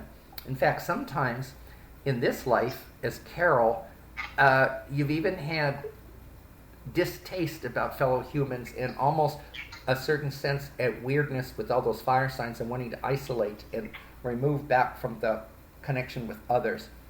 Also, we have to understand there's an eclipse happening this week, and that eclipse is hitting your sun. It's only 4 days away. And anytime an eclipse, a solar eclipse that is, occurs within 6 to 7 days of your sun, that is life-changing power. Now, eclipses are wonderful in astrology. They're frightening in mythology or in societal tradition, because people would die of fright when the sun would turn into a dark hole in the sky at a total solar, or when the moon would turn blood red. They didn't understand the mechanics behind it, so they got a bad reputation in mythology or in human, folklore. But in astrology, there are 180 degrees difference. There's a solar eclipse occurring June the 10th, 2021. It will be occurring at 5:54 in the morning our time, so we can't see it. We couldn't see it anyway because it wouldn't be visible from the United States. Will still be dark, but it will be occurring early morning on the 10th. Well, that's within 6 to 7 days of your birthday, which is today. So anyone born from June 3rd or 4th, all the way through maybe, let's say June 17th, between the 3rd of June and the 17th of June, will have this eclipse hit their sun. And the sun is the key to winning, and the sun is the key to power. And eclipses last for a full 6 months. They have non-stop life influence for a half a year. So this eclipse is June 10th, 2021, and its influence extends to December 10th, 2021. And that's the other reason, the second reason, based on a celestial event that's occurring this week, that you are coming into some very powerful transformationary action this next 6 months, and will win and will succeed. Now, eclipses don't just stop, end, and fall off a cliff. They wane down slowly. So the official beginning of that wane down period is December 10th, 6 months from now. But there's still going to be, you'll still be influenced by this eclipse past New Year's Day. It'll still kind of carry you into early January of 2022. So that really encompasses the rest of this year. And in that, most of that time, starting next month in July, you'll have Jupiter back in Aquarius, the sign you have it at birth. All of that translates from astrology words to English to say you are about to have some big stuff happen, and the tide has turned. You no longer are going to be pushed down by a business, limited by a corporation, intimidated. You're not going to have your name smeared. You're not going to have a deliberate campaign directed to tarnish who you are and where your direction is, because you could have come up against some kind of corporate power that did everything they could to topple you.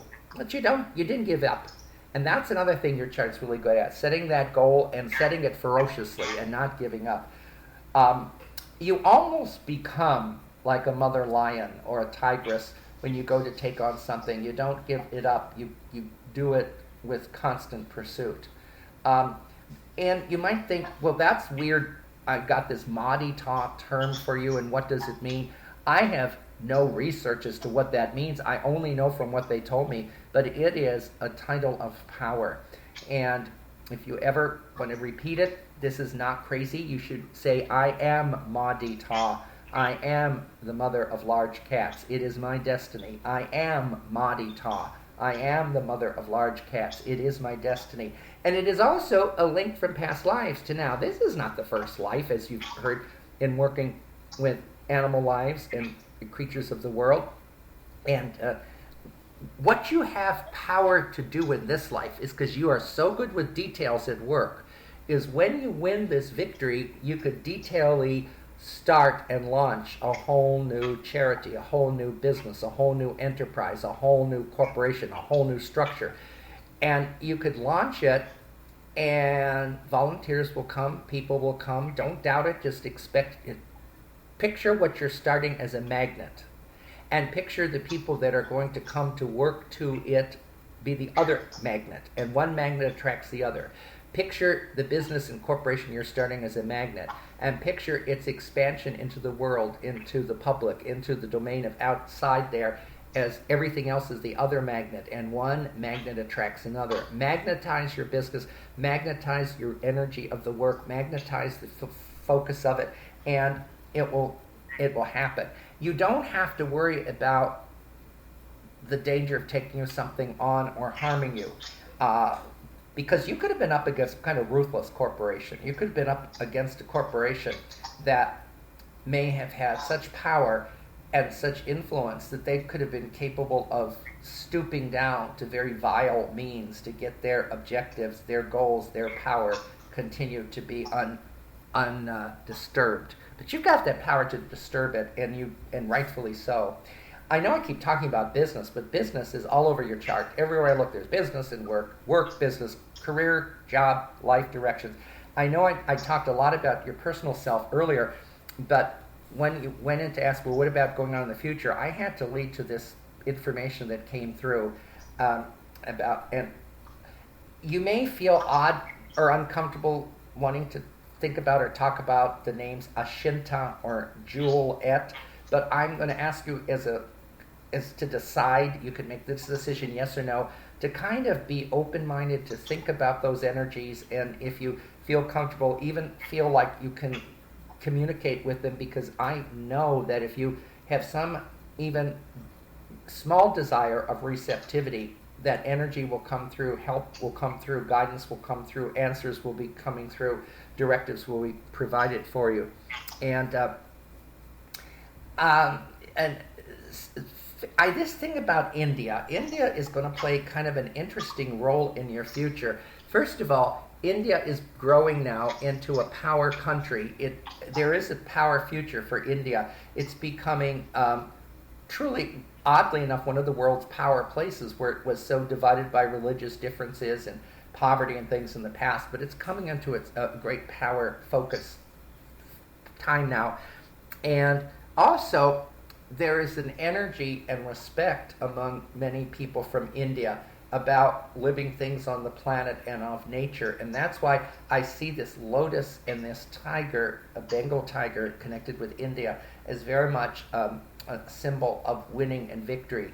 But what about that crystallized bird? It doesn't mean you're going to start turning an interest into creatures of the air, but there is something about bird and bird energy and bird spirit vibrations. All this sounds very weird, I know, that's going to be coming in, particularly in the next 1 to 2 years, and that not just a regular bird, not just any eagle, not by that, but the soaring energy is a crystal plumage phoenix.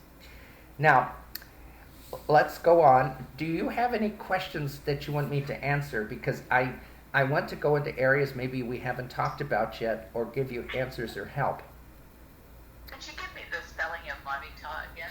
Yes, the way they told me to spell it is, and I capitalized the two words. It's M like Mary, A apple, U umbrella, D David, I icicle, and then second word T, capital T like Tony, A like apple again, and U like umbrella.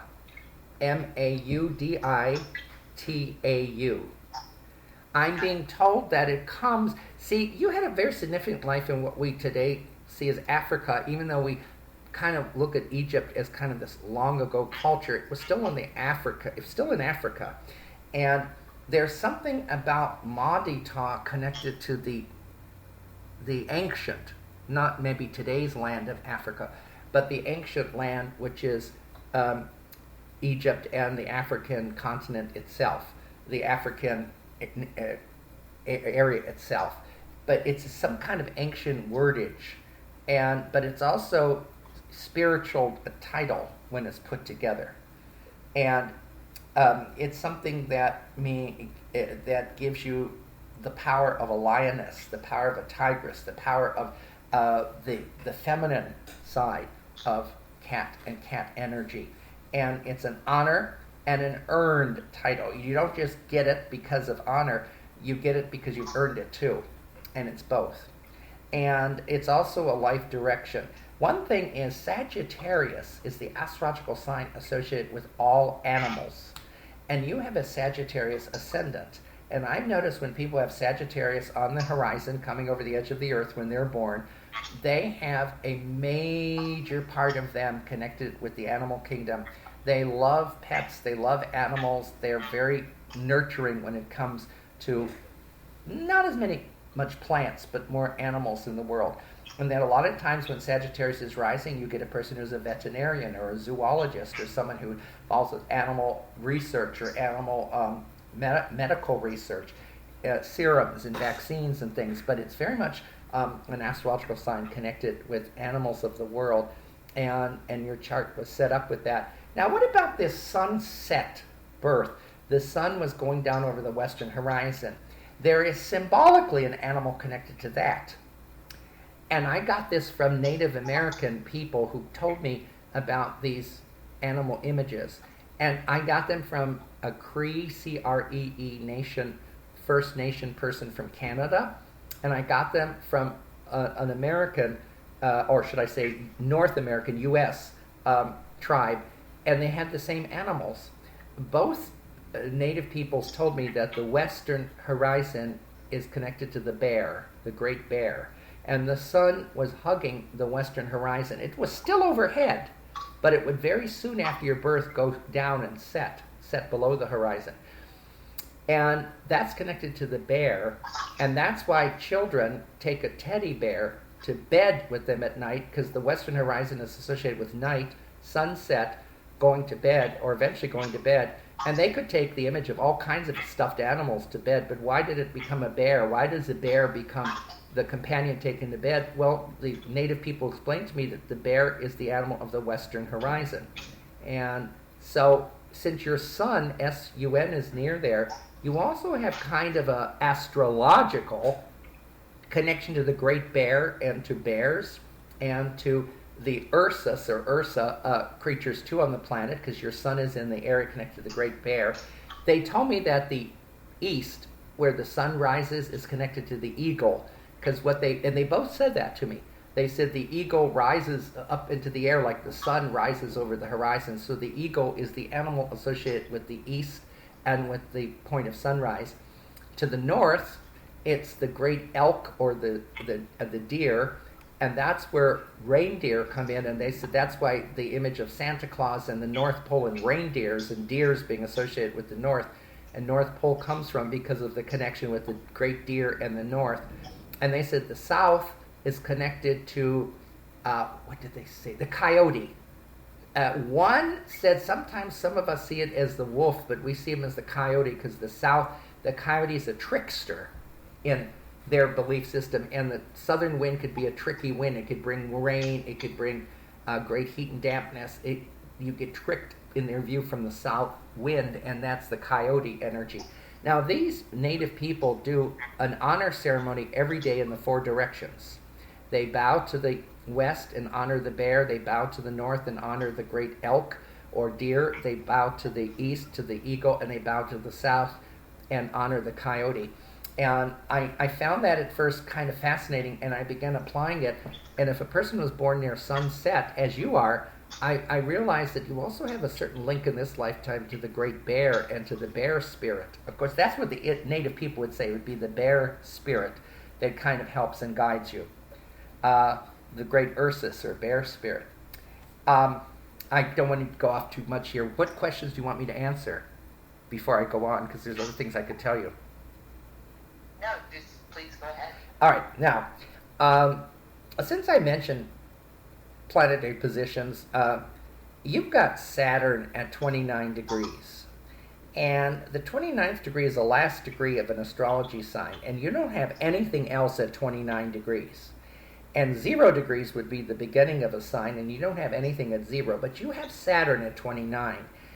I want you to not underestimate the power of this lifetime as Carole, because Saturn is the planet that is connected with working off karma, the Lord of karma, the ability to clean off, release, clear away, rise above karma from past lives or earlier in this life.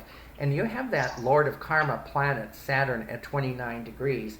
And one of your great karmic directions or missions in this life as Carole is to do exactly what I've been explaining to you. Work to help the living creatures of this planet rise out of abuse and to go up against corporations and individuals who would abuse them, who would do damage to them. But it's also interesting, Saturn was at 29 degrees Capricorn in the sky on December the 9th, 2020, just 6 months ago.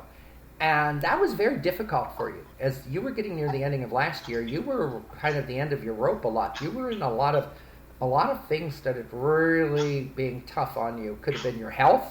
Could have had some health problems then, because Saturn can often be a planet affecting health. But now it's in Aquarius. It's not even near itself. But here's the higher reason.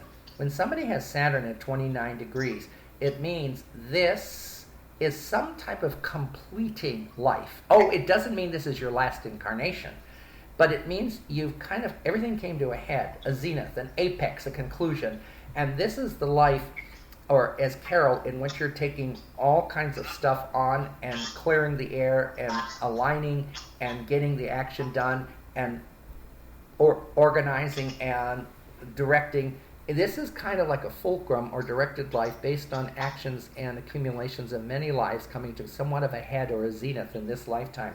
Because 29 degrees are given a term in astrology from the Arab astrologers called an anaretic degree, and that's an Arabic word. And any planet at 29 degrees, anaretic degree, it's completing something. Anaretic means ending, completing, or finalizing. And you have the business, work, and worldly corporate planet, Saturn, at 29 degrees. So you're taking on organizations, you're taking on corporations, you're taking on world attitudes, you're taking on structured thinking, and you're challenging it, and you're upsetting the apple cart, rightfully so, in this lifetime. Also, your ruling planet is retrograde right now. Now, you'll hear people out there who say, oh my God, Mercury is retrograde. Don't make any decisions. Don't decide on anything. Don't start anything. Don't do anything. Well, that's absolutely crazy. I want to explain to you, Mercury appears to back up at certain times. And it started in late May. It started to not go forward. It was going 20 degrees Gemini, 21 Gemini, 22. It went up to 24 Gemini and stopped and did not go to 25.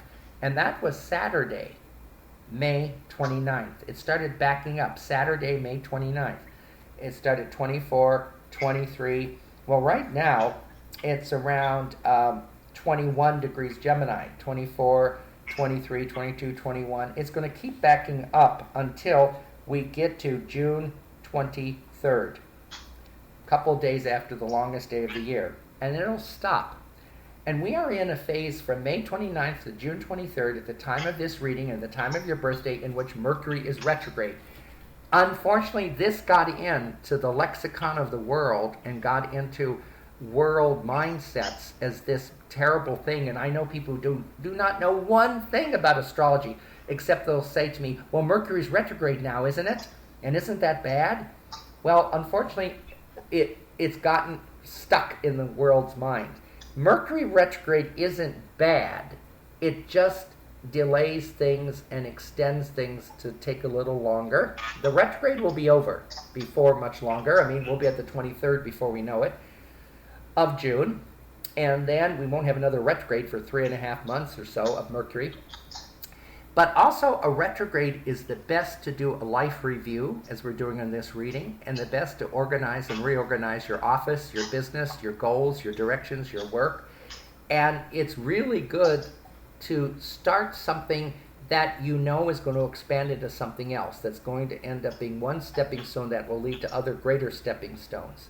Because, see, unfortunately, people have gotten this wrong impression that when Mercury is retrograde, everything in the world that you do will fall apart. Your decisions will be dead-ended. You will start something and it will completely not be good. There is a little bit of truth to that, but unfortunately it got blown up as being this big, frightful thing to fear. Mercury is connected to human thinking, the analytical and decision-making power of the human mind. So when Mercury is retrograde, people get more forgetful. They can forget appointments. They could misremember times and get the wrong time. When Mercury is retrograde, people often, when they schedule a day, like set the protocol of appointments and things in a day, that gets rearranged so often. It doesn't work out to be those dates or appointments. They have to be rescheduled, or the entire calendar of that day has to be reshifted. When Mercury is retrograde, you go to start one thing and then 2 or 3 other things pop up at the same time, and you often have to become multitasking, doing several things at once. And when Mercury is retrograde, you'll hear from people you haven't heard from in a long time. You'll hear from people from your past. You'll hear from people that you may not have been in communication with for a while. So this has been going on since May 29th, and it's going to go on through June 23rd, but it is not a bad thing. It is more of this is the time to put your ammunition together, to put your thoughts together, to organize your mind, to set goals and get ideas down on paper or on focus. And then after the 23rd of June, we're going to be in July, August, September. Those are your power months, October, and things will start moving very fast. Or should I say, it'll start taking up a pace that's different than what it is now. But please, when you hear people worried about Mercury retrograde, I always tell them, look, it retrogrades 3 times a year and 3 weeks each time. So it's 9 weeks out of every 52 weeks Mercury is retrograde. So it is not that rare an event. It's just that it happens to be retrograde in Gemini right now, the sign that you're born under, and the sign that it's the most comfortable in because it rules Gemini. So it's in a very strong sign, and you'll find it will... When Mercury's retrograde, people often have phantom health pains that come and go, or sometimes they'll feel off or feel a little weird health-wise on a certain day. It can affect human health too, because Mercury rules Virgo. But I just want you to know, don't get fearful or caught up in the fact Mercury is retrograde now, and it is your ruler, so you're sensitive to when Mercury is retrograde more than other people. But it isn't going to be bad. Keep your work. I don't stop doing readings. I don't shut down my life for 3 weeks when Mercury is retrograde, but there are people out there in the world that do. They will not make a decision. They will not activate a decision when Mercury is retrograde, and that's superstitious folly. That's not correct. This planet retrogrades for a reason, because it gives us time to think and pause. It gives us time to organize. It gives us time to set our mental focus in new gears, and it gives us time to set whole new structures or regenerate older structures about our goals and goal setting when it's retrograde. But when Mercury is retrograde, we often discover parts of us, facets of us, or things about who we are and what we're capable of doing. And I think that's quite appropriate with this reading, because these words, Maud Dita, and beings like Ashinta and Juliet, I'm reading my notes here, were probably ones you may not have heard of before. I'm only guessing that. So that's important to keep in mind. Now, here's something else that's rather bizarre, I know, but astrology also shows where you came from before this life. Now, I know we talked about ancient Egypt. We talked about long ago helping animals getting away from the Tower of London and the moat outside area, and being removed out of public exhibit. And I know there's a connection with India coming up or in your past, but you actually, according to this chart, it's likely that you died from drowning in a past life, or you died from your lungs filling up with fluid. So if it isn't drowning, it could have been respiratory arrest, pneumonia, influenza, some way in which you could not breathe. And that gave you sensitive lungs in this life. When you were a child, you had a lot of sensitivity with your lungs, but outgrew a lot of it. But somehow fluid in the lungs was how your life before this one ended. It ended because of not being able to get breath of air or breathing. Therefore, deep breathing exercises, rhythmic breathing, yoga, breaths, are all things that you could be very drawn to or are harmonically connected with, because weirdly enough, you don't have to worry about any danger with the lungs, even if you are a Gemini in this life. It's the way your past life pattern ended. It looks to me as if in a past life you were associated with the university. You were some kind of an individual who was a professor or educator. You were an individual who influenced the new generations of people coming into their life, their future, their work. And you were not associated with them in an elementary or lower educational way. the ruling planet of your house of past lives falls in the area of upper education. So to me, I believe you were some type of professor or professor researcher in a previous life before this. But either you drowned through an incident involving water, accident around water or flooding, or you drowned through your own body fluid. Bronchial arrest was how your past life ended. I also feel that you were an author. You had literary talent in past lives, and that you had written more than just manuscripts. You had written also novels or books or writings. Now, that doesn't get lost. Gemini is the number one sign of authorship. Gemini has more power to write than any other sign, with its closest one would be Virgo.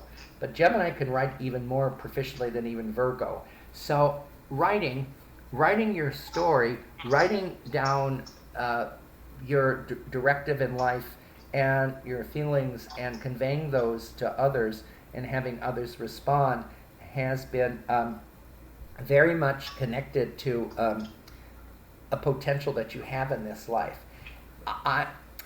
Oddly enough, I'm not sure if something in a past life was connected with poison or poisoning, but it seems like even before this immediate past life in which I feel you died from respiratory arrest or fluid in the lungs, that you were somehow connected with helping people who were poisoned by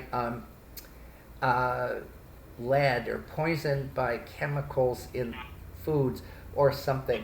And in your life before this one, the one I see that you died for drowning, you ended up having a very sensitive system. Certain foods would upset your body. Certain combinations of foods would upset your entire digestive system. You lived with a very tender and easily disturbed digestive system. And you felt many times in the life before this one that you were being poisoned. I know this sounds so weird pulling this out of the ethers looking at your chart, but you have power in this life to avoid poisoning by powerful corporations trying to poison who you are symbolically, or by literally someone trying to poison you by their nefarious actions. You have the power for survival and rising above it, because you actually worked with people in past lives in a physician-like way who became poisoned, contaminated by things they ingested and ate, and helped them heal. Or you couldn't save everyone, but you helped them with antidotes. And in this life, there's kind of spiritual and literal antidotes coming to you to protect you. It's a payback from the good that you did. But for some weird reason, you always had a fear of poisoning. You had a fear of taking something in that was spoiled food-wise, or taking something in that was contaminated and would give you poisoning and would be detrimental and dangerous for your future and your health. You had a lot of fear of that, and weirdly enough, some of that happened in this life. You may have had food poisoning or contaminations, but you've survived them all, and the future is way less toxic and poisonous matter than the past was. I don't know what that means, but I'm just reading the chart the way it's talking to me. Okay, let's go on. Finances. You actually have Jupiter and Saturn in your house of income. And that's Saturn. It could be not the easiest planet to deal with, but Jupiter is the most wonderful planet to deal with. And you can actually make a great impact on the world by authorship of books.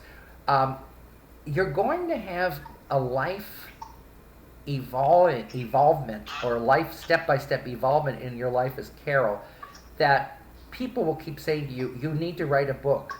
This needs to be put in a book form. You need to talk about your life. You need to talk about this. This needs to come down there and be written. And actually, they're not far off. They're giving you truth here.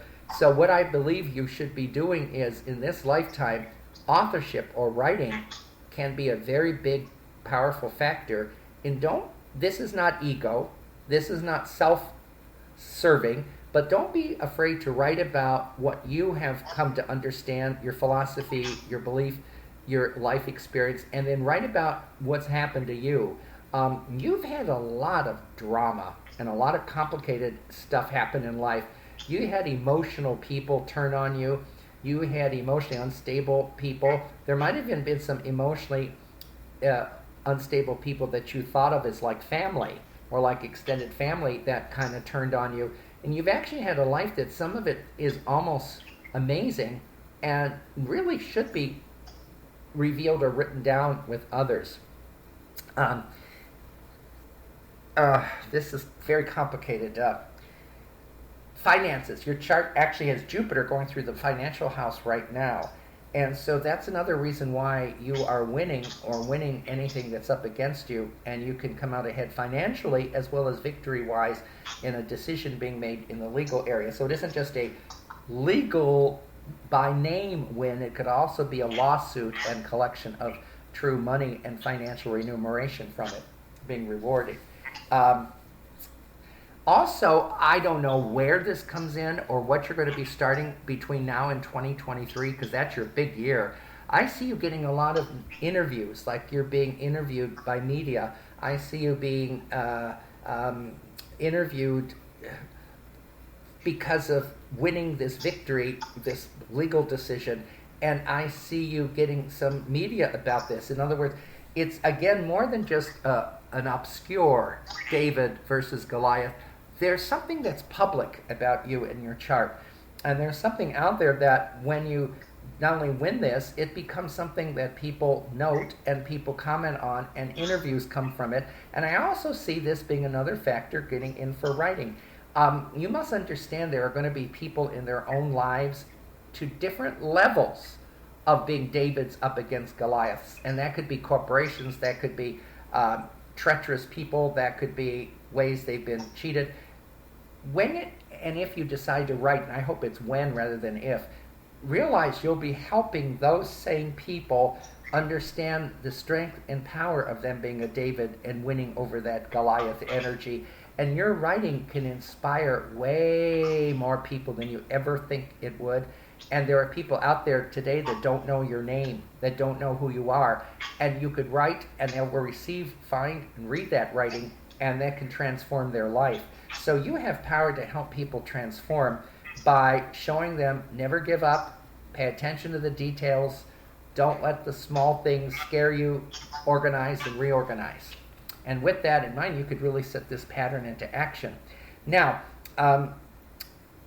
it's Mars. Mars is going to be, it's in Cancer right now, and it's going to be in Leo pretty soon. And Leo is where you have Mars, and this is 1 month away, I know, but on July the 9th, July 9, 2021, Mars in the sky will be at 17 Leo, and you were born with Mars at 17 Leo.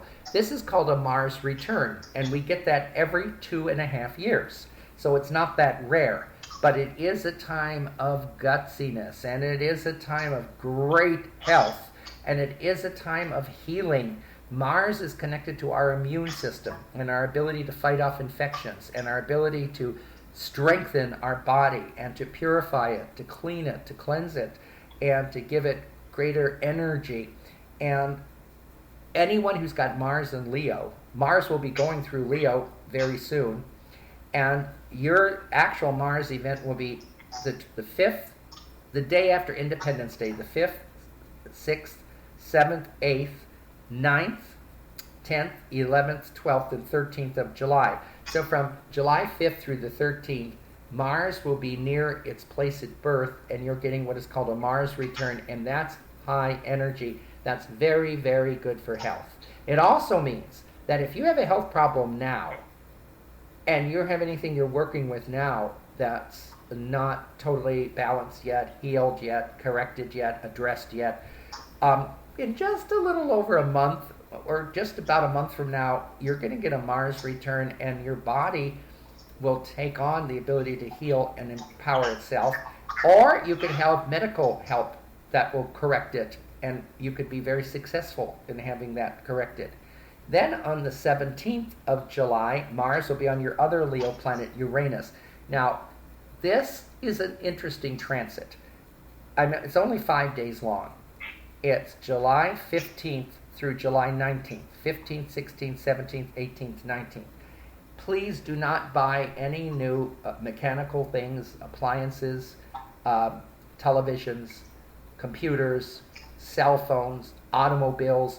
Don't buy anything electrical or anything mechanical during those 5 days, because Mars on Uranus is called the lemon aspect. And if you buy a car when Mars is going across the planet Uranus, that car ends up becoming a lemon. It gives you nothing but trouble. Many, many, many costly repairs. Computers or electronic devices could get lightning damage, or they could be less than desirable in how they work. So if you could just lie low for about 5 days in purchasing anything that's costly in the electronic or mechanical field, that's to your advantage. Now, what is good from Mars on Uranus?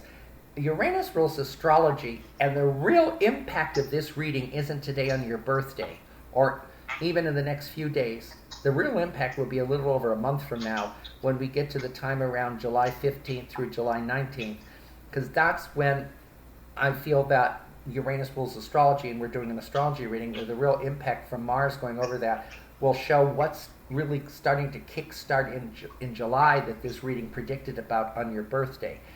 And then July 26th, that's a very powerful day for money. That's one of your financial powerhouse days. Now, what do I mean by that? Well, it's actually 5 days again. It's the 24th, 25th, 26th, 27th, and 28th. I don't normally ever tell people to gamble or to play lottery, but when Mars goes over Pluto, that's when you want to take a chance. So if you can even buy a $1 one day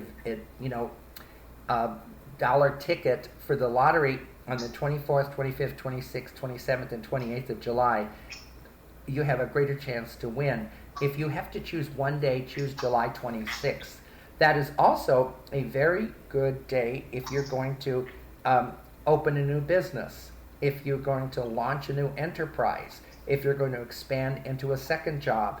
It's very, very financially empowering. It's a good day if you're going to make an investment in something.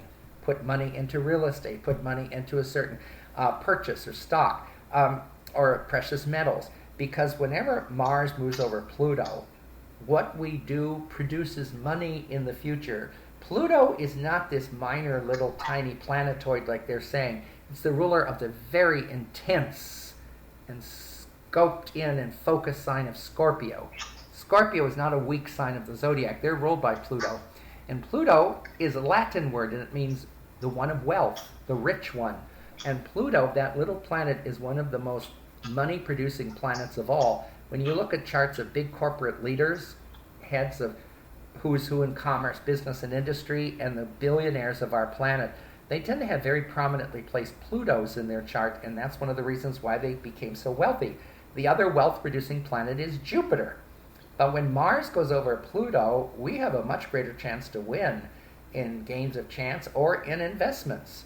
So if you're on the fence about investing in something or putting some money to action for you, I would recommend wait till around July 26th, or 2 days plus or minus either side of that. You've got this effective financially producing planet.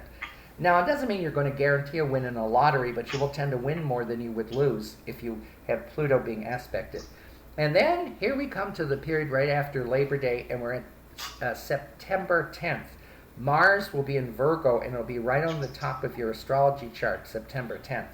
I told you that July, August, September are some red hot days for you in winning.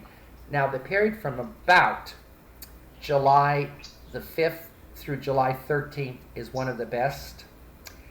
And then the period right at the ending of July around the 26th.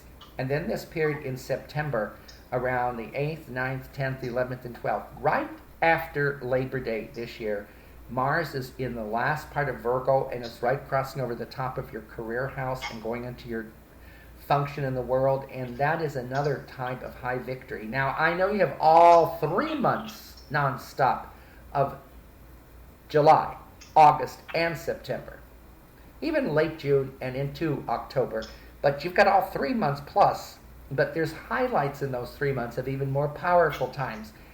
And that's that period right after Independence Day through July 13th, then right at the ending of July around the 26th. And then again, September the 9th. 8th, 9th, 10th, 11th, and 12th. That's another one. So please watch those dates as time gets closer and closer to them. When we do an astrology reading, unfortunately, we have to talk about planets, and there's all these astrology terms. And I know the terms kind of boggle down people's minds, but they all do have a beneficial meaning. And I noticed that the moon was sitting opposite your career house, and the moon is the point in the chart that indicates motheriness, maternalness, and the mothering instinct. And you were given that great honorable and earned title of Mother of Large Cats, and the moon sitting opposite your career house from fiery Aries can also be the astrological reason why that is there in the first place. Now, friends, when you come to outside people in the world, not your family, not your partner, not in-laws, but friends, you have a great dualism there. You've had some friends really turn on you. You've had friends lie to you. You've had friends say they'll back you, support you, are great loyalists, and then they turn and stab you in the back. Why am I bringing that up? Because Neptune, a very sensitive planet, is in your house of friends. Now, there are friends that you know that are very spiritually orientated, that are very metaphysical, that are very intuitive, that have very strong spiritual fascinations and historical traditionary interests. That's quality people. But Neptune always bothers me a little bit when it's in the house of friends, because I can see how emotionally devastated you could be with some friends, because you can have very loyal, loving, close, emotionally bonded people who are your friends, even friends for a long time, that can turn on you and can end up being almost dangerous, could end up being just completely the opposite of who they are, almost to the point where you wonder if they lost their mind or had some kind of mental instability overtake them. Because Neptune can do that. It can be a very fickle planet. It can give great intuitiveness and great spiritualness and can give real loyal bonding, but not everybody stays loyal and bonded forever with Neptune. There's often that element of deception. And you've had friends blatantly lie to you, to your face, blatantly, and in all ways trying to convince you and being very convincing in their lying. And you found out later that they were absolutely lying and warping the truth. So always when it comes to friends, let your hunches guide you. Let your inner feelings guide you. If you get a red flag, if you get a discomfort feeling, if you get some kind of sense of, I'm not quite comfortable with what I'm just hearing that person saying, trust that, because that could be the best way to not get caught up in ensnarement with friends. Neptune can show treachery and backstabbing from friends from before this life, and so loyalties are very strong in your chart. You're loyal to your job, you're loyal to your goals, you're loyal to your partner, you're loyal to those that you love. But you've had people who appear to be loyal to you not be that way, turn and end up almost going to the enemy, almost switching to the other side. Well, I don't know what other areas you want me to go into or questions to have answered, because I'm ready for that. Anything we haven't talked about? Well, I really appreciate all the effort and work that you put into this. I'm astonished at the level of detail, and I find it really interesting and exciting, and I don't know, well, I do have one question. So I do believe in past lives. I believe that we're eternal, and I'm wondering if we always come back into the same astrological sign, or do we do it differently each time? We do it differently, and there's no rhythm of how they get organized. They could be quite at random. In other words, because you're a Gemini now, it didn't mean you were before a Taurus or a sign that's right before Gemini. It's just random. Gemini is important in this life because you are multitaskable, if there is such a term. You're capable of multitasking. And that's what Gemini does best. You can have one major goal and enterprise, and you have all these little offshoots and side goals and other things all happening at the same time, and you're handling them all. Gemini gives the ability to, as the old saying, chew gum and walk at the same time, or play a piano and turn and talk to someone in a dialogue. It gives the ability to do multitasking at one time. And you don't have just a one road, straight, linear, one directed life. You've got many, many branches and many other sub things and sub works and sub organizations and other things going on at the same time. And that's the reason why it was necessary for you to be born in Gemini, because it gives you multitasking ability. But the sun had to be, or should I say it's the best, being in your partnership house, the house of your love and marriage partner, because you and your partner can join together in partnering too. Whenever the sun, S-U-N, is in the 7th house, which is the house of one's marriage partner, and you have that, you and your partner form an organization together, or you work each other, or you could be co-workers together in very same directions. You'd be surprised how many movie stars have the sun in their partnership house, and both they and their spouse are both acting and in films, and sometimes they even act together in films, but they share often certain directives in life, and that sharing is the sun there. I know you're in a past life, there was almost a Sagittarius type energy, or Virgo energy, because you were some type of university-orientated scholar, educator, and that's how I feel that life was hectic. It doesn't involve animals as much as this life does, and it doesn't involve animals like the life in ancient Egypt or in other times since then has done. But that life was kind of like helping to prepare the future students, helping to prepare people who were entering their adulthood and taking on their future, taking on the world and taking on their life and training them and educating them and preparing them for it. That's kind of what goals were before this lifetime came about. Also, don't forget the body talk. Talking to the knees, talking to the lungs, talking to the spine, and giving it love and thankfulness for all the mobility and fluidity and flexibility they've provided for you, and also, with gratitude and love. And don't forget that you have a power to communicate with animals on part physical but part spiritual plane. They can't speak in words, but you can talk to them and you can receive messages back. And this may be how, if you decide to even open to the idea of Ashinta, I'm not trying to tell you have to do this, but if there's any communicationary way, it'll almost be in that way too. I mean, communicating with this spiritual light worker isn't somebody you're going to hear dialoguing in your ear, but you'll receive communication as if you're almost on a mental telepathy form there too. And this other spiritual one that was here that was very quiet, that only said a few things, Juliet, she's coming more in your future. She's coming more after this year. She's coming a little more next year, but she's more into 2023, and she's more connected with the phoenix with the crystal plumage. I don't even know why that keeps coming to my mind to tell you, but that's some kind of image out there. The bird of light, the bird that shines with crystal, the plumage is crystals, but it's a living bird. It's not a statue. It's not a carved crystal. It's a real living bird, but its plumage are crystals, living crystals of light, and yet it can still fly. So there's something esoteric about that imagery that's going to kind of be more and more revealed to you as time goes on. How about... Something I found really helpful about this was I have a cousin who was born the same day, same year, same everything, except we were about almost exactly 12 hours apart. And I always wondered how we could be so different. Well, they're born at sunrise and you're born at sunset. And not only that is,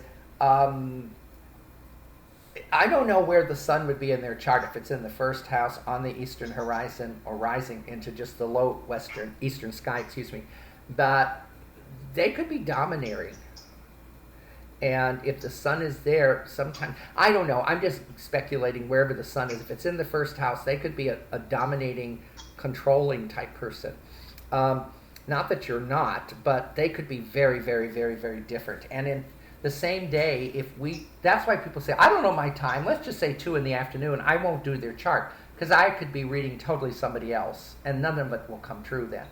Because that's the difference, is that planets were completely on the other side of the zodiacal wheel, or the other side of the sky from your cousin and from you, and so you would be able to be completely different people. Because it's that... It's that rubber stamp of your birth, your city and your time that sets the stage for who you are, because that's what the energy your soul is working on in this life. In a way, an astrology chart is a soul life pattern chart for the individual. It shows what their pattern of energies are working with, their timings, their dates, because astrology is a cycle, is a science of cycles and timings, and dates of things that are being triggered and working in this life. And that you and your cousin, if they're born that same day, they may have a Pisces moon, because your moon is very, very early Aries, 1 degree Aries. But 12 hours before, it was not in Aries at all. It was in Pisces. And that could be a big, big difference, too, in them, because that's a whole different placement for the moon to be in. So the other planets probably will be in the same sign, and they may share the 15th to 16th degree of Gemini with you, too.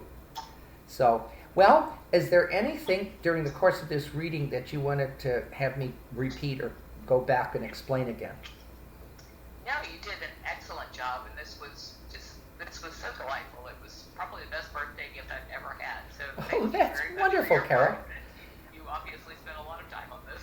Well, I'm going to photograph your charts also. You'll get them after this audio recording. Now, I just want to mention to you and Howard, when you get this recording, you at least have to download it at least once, because it'll be available for 2 weeks. It's an accessible email, for audio email, but if it's not downloaded, it will auto-delete. But you could download it as many times as you want in 2 weeks. You just go back to the same original email and download it in another place. But at least download it one time, and then I'll photograph your charts and send them to you. Now, I have to share something with you, because this is your birthday. And this isn't, I don't want to put myself in readings, but I do have to share this with you. Tomorrow is my anniversary becoming a professional astrologer. It's June 7th. And tomorrow I will be 50 years as an astrologer. I was 20, going on 21 in 1971, June the 7th, when I enrolled in my professional astrology college. And tomorrow will be the 50th anniversary of that. And you don't just enroll and study, you study, but you start participating, doing astrology like fairly early on in the college study. And so it'll be tomorrow is the 50th anniversary of my becoming an astrologer. So, Happy anniversary. oh, thank you. This is so exciting. This is a big one and a major one. And it's going to be, it's been my life direction. Now, normally I don't get psychic impressions. I normally don't get spiritual beings coming through, communicating with me. That is a rarity, but it did happen today, and it happened because whatever they needed to tell you, they had to communicate. And it's not impossible, but if I do 25 readings or 20 readings, I might get one reading out of 20 in which some kind of spiritual being will come through, reveal a name, or say something. But the other 19 out of 20, no. It's just a standard cut and dry astrology, transits, planets, means this, means that type of reading.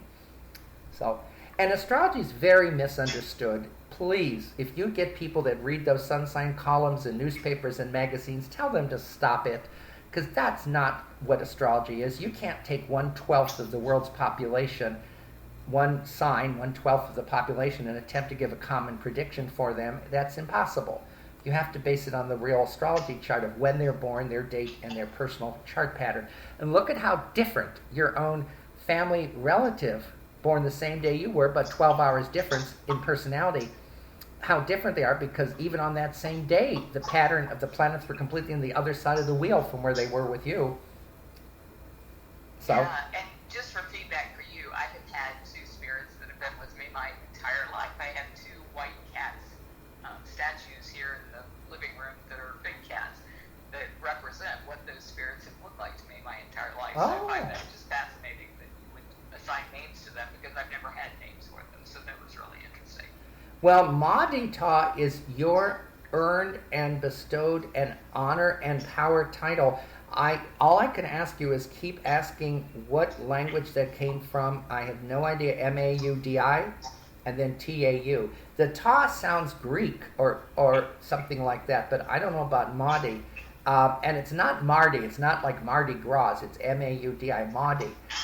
Find out where that came from if you want to, because that maybe it goes back to its origin in ancient times, but it's a very powerful thing, and it means mother of large cats, and that's you.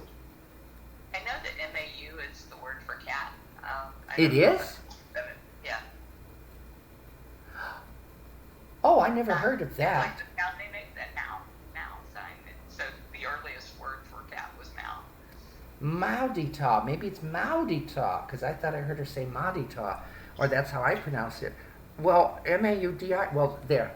And I don't know if Ta, T-A-U, is connected in any way with mother, the mother goddess, or the mothering energy, or the moon, because the moon in astrology is connected with the mother goddess and connected to the mothering principle and the feminine energy principle. And so we also saw her in ancient times as Diana, goddess of the moon. But she also carried a bow and arrow, and people said, well, how could a mother be a hunter? It's because in ancient times, prehistoric times, full moons is when people went out and hunted.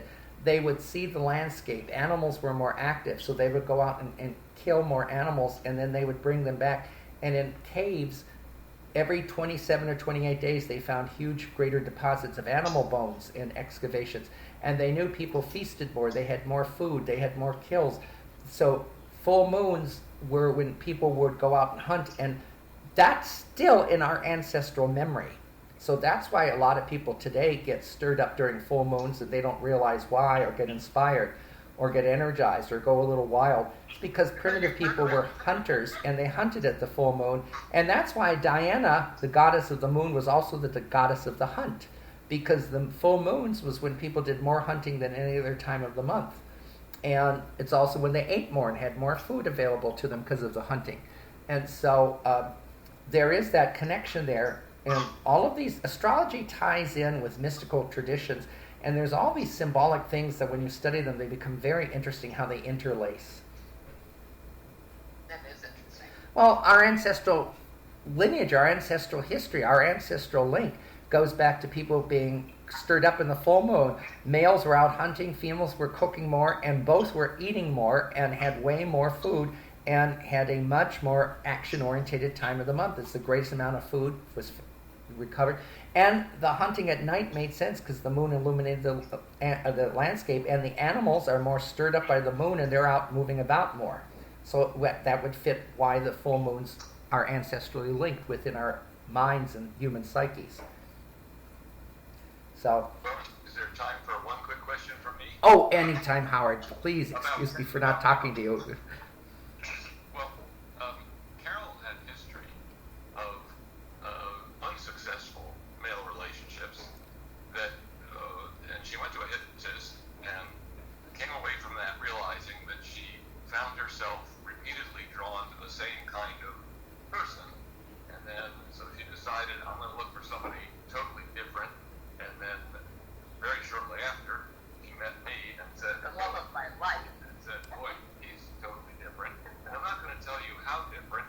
I'm just curious if you see any relationship to that experience and history and decision in what you see. Very good question. Very, very admirable change, too. Number one, there is a connection between that deceptive Neptune and people you know and love relationships. And when I was saying friends could sometimes stab you in the back, loving friends, people you care for, can turn out to be bitter, sweet, or really toxic enemies. This also was translating into relationships before now, and was also that same factor where there was something unstable about their balance, and also unstable in the relationships. That there was a lot of deception being exuded out from these people, that they came across convincingly in a different way, and they ended up being so very, very completely different, unstable once the veneer was worn off. When you took that initiative of that hypnosis and you broke that mold, you broke that repeated tenacious pattern, and you set the stage for, this is ended, I am capable of, want and direct to the right person in life. That's when the two of you met. You broke the mold of the deception. And don't get me wrong, you weren't necessarily having a problem with you or a lapse in your judgment. You experienced relationships of very convincing people in the past that came across quite different and came across very charming and came across quite even, it didn't just fool you, it fooled family and others. And then when you saw the real core of who they are, and you saw that masquerade being removed, and you saw the real issue, that's where the problem was. So obviously that led you, after a series of them, to a great degree of mistrust. But when you went hypnotic, you broke that link of drawing, magnetically drawing that type, that archetype. You broke that archetype drawing, and you also started to flare up a certain amount of inner trust, saying, I am changing. I am going to attract the right person. It is going to happen. And it did. So the 2 steps were done in the hypnosis, breaking the mold of that repeated archetype attraction that kept coming back to you. And also the power was inspired within you to change it and to draw the right person. And you did. And I've seen this happen a lot. I once had a client that had a planet pattern in their relationship house in which they attract people that could be psychotic or could have severe mental imbalances, imbalances. And they repeatedly had one relationship after another with individuals that had mental problems. And they were between relationships, and they were visiting me, and I was in an apartment, and we were walking through the courtyard, and another person in the courtyard passed us. Now, I knew that person because I had done her astrology chart. And the friend that had this attraction to people with mental imbalance issues said to me, wow, she's good looking. That's my type. And it dawned on me, oh my God, I had done her reading about 2 months before, and she had severe mental problems. She had real bad mental balance issue problems. And he was drawing that archetype back again when he said, that's my type. That's when I started to work on him. Not that I'm some great doctor. I got him to try to break that mold, try to break that repeated established pattern and shatter it, because as I explained, you're never going to get out of this if you don't do something to break it and change it. You'll keep repeatedly attracting these types of people. Even if you consciously know it, you'll still attract them. So they did they didn't go to hypnosis, but they went through therapy and they broke through that mold, and he ended up having a very healthy relationship. And the last time I know, they were still together. I have lost touch with this person, but they've been together, and it's not an unstable mental person. So what happens in astrology is some gelled habit patterns, repeat patterns, do frequently become the routine in people's lives. And if they're unhealthy, they can be broken, shattered, and replaced with that which is healthy. And I'm wondering if the Gemini, the dualism, the twins, the 2 signs on your partnership house represents the types of men you attracted before Howard and the types of relationships you had, unstable men and unstable relationships with them. And then that's one of the twins, maybe the dark twin. Then you have the light twin or the illuminated one. And then this is Howard, this is your relationship, this is your marriage now. So the twins even show the transition from the one polarity type to the other polarity. And that's another reason why you're able to successfully break it. Where you have Gemini, you could make a transition easier and break the old to reestablish the new. Or should I say to newly establish the new. And that's how I believe this worked. Well, thank you. We better stay married, because earlier you said if we didn't, she'd win.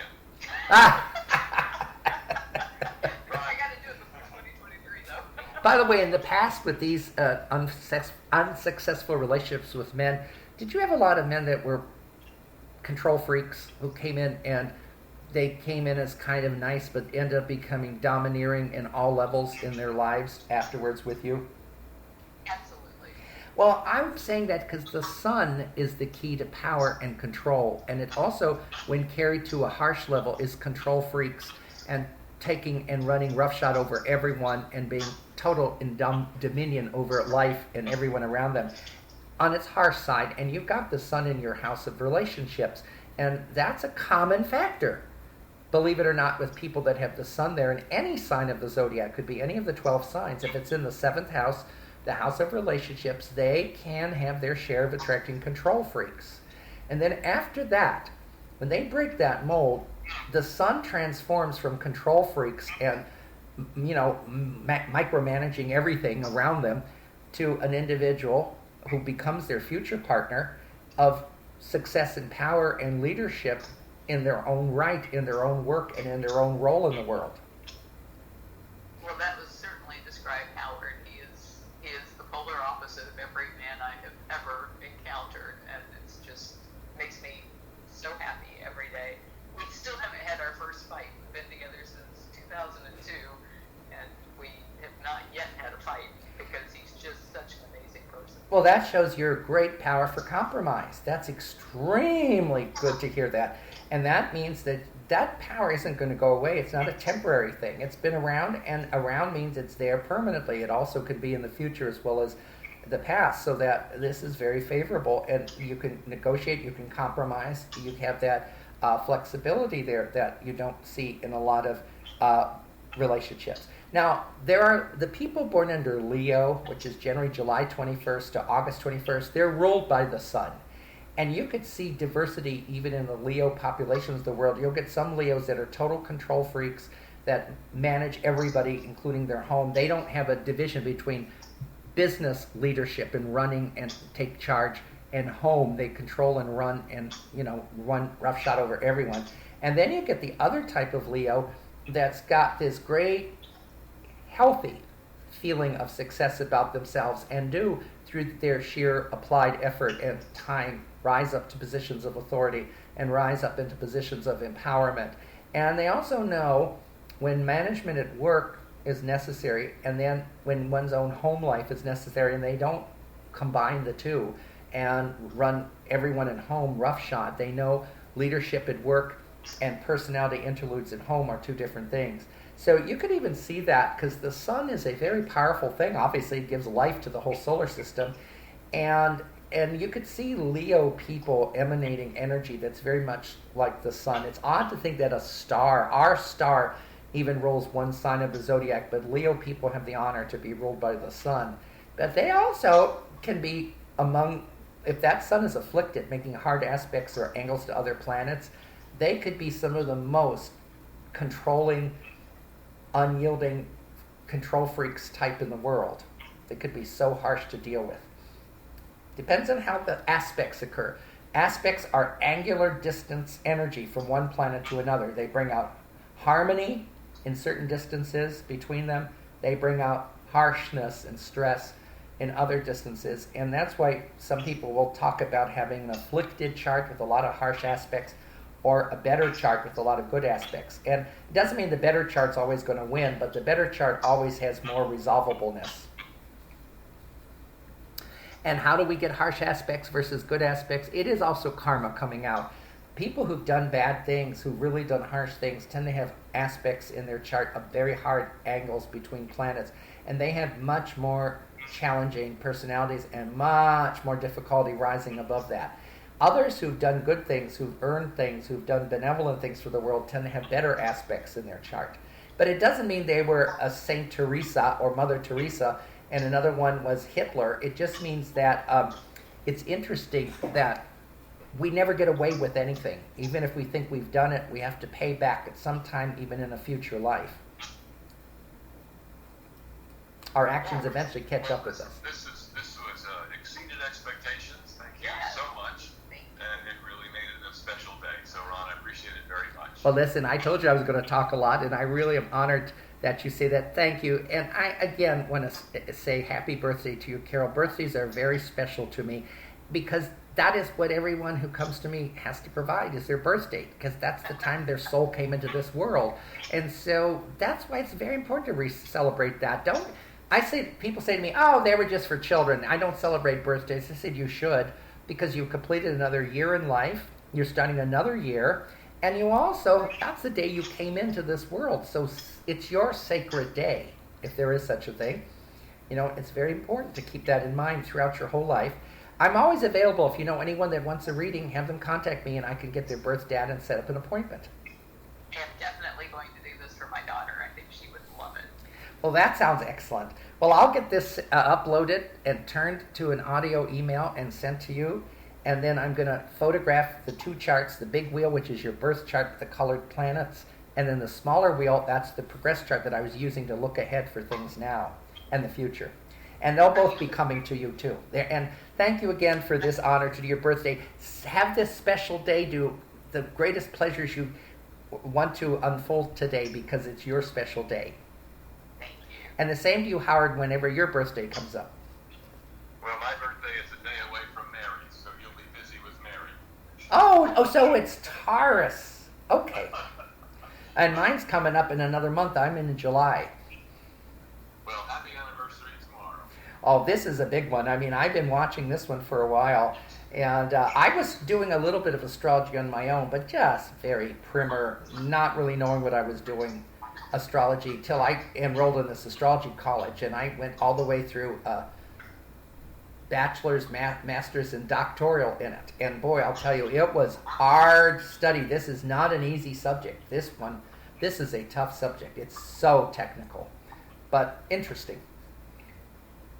All right. Well, listen, thanks very much, and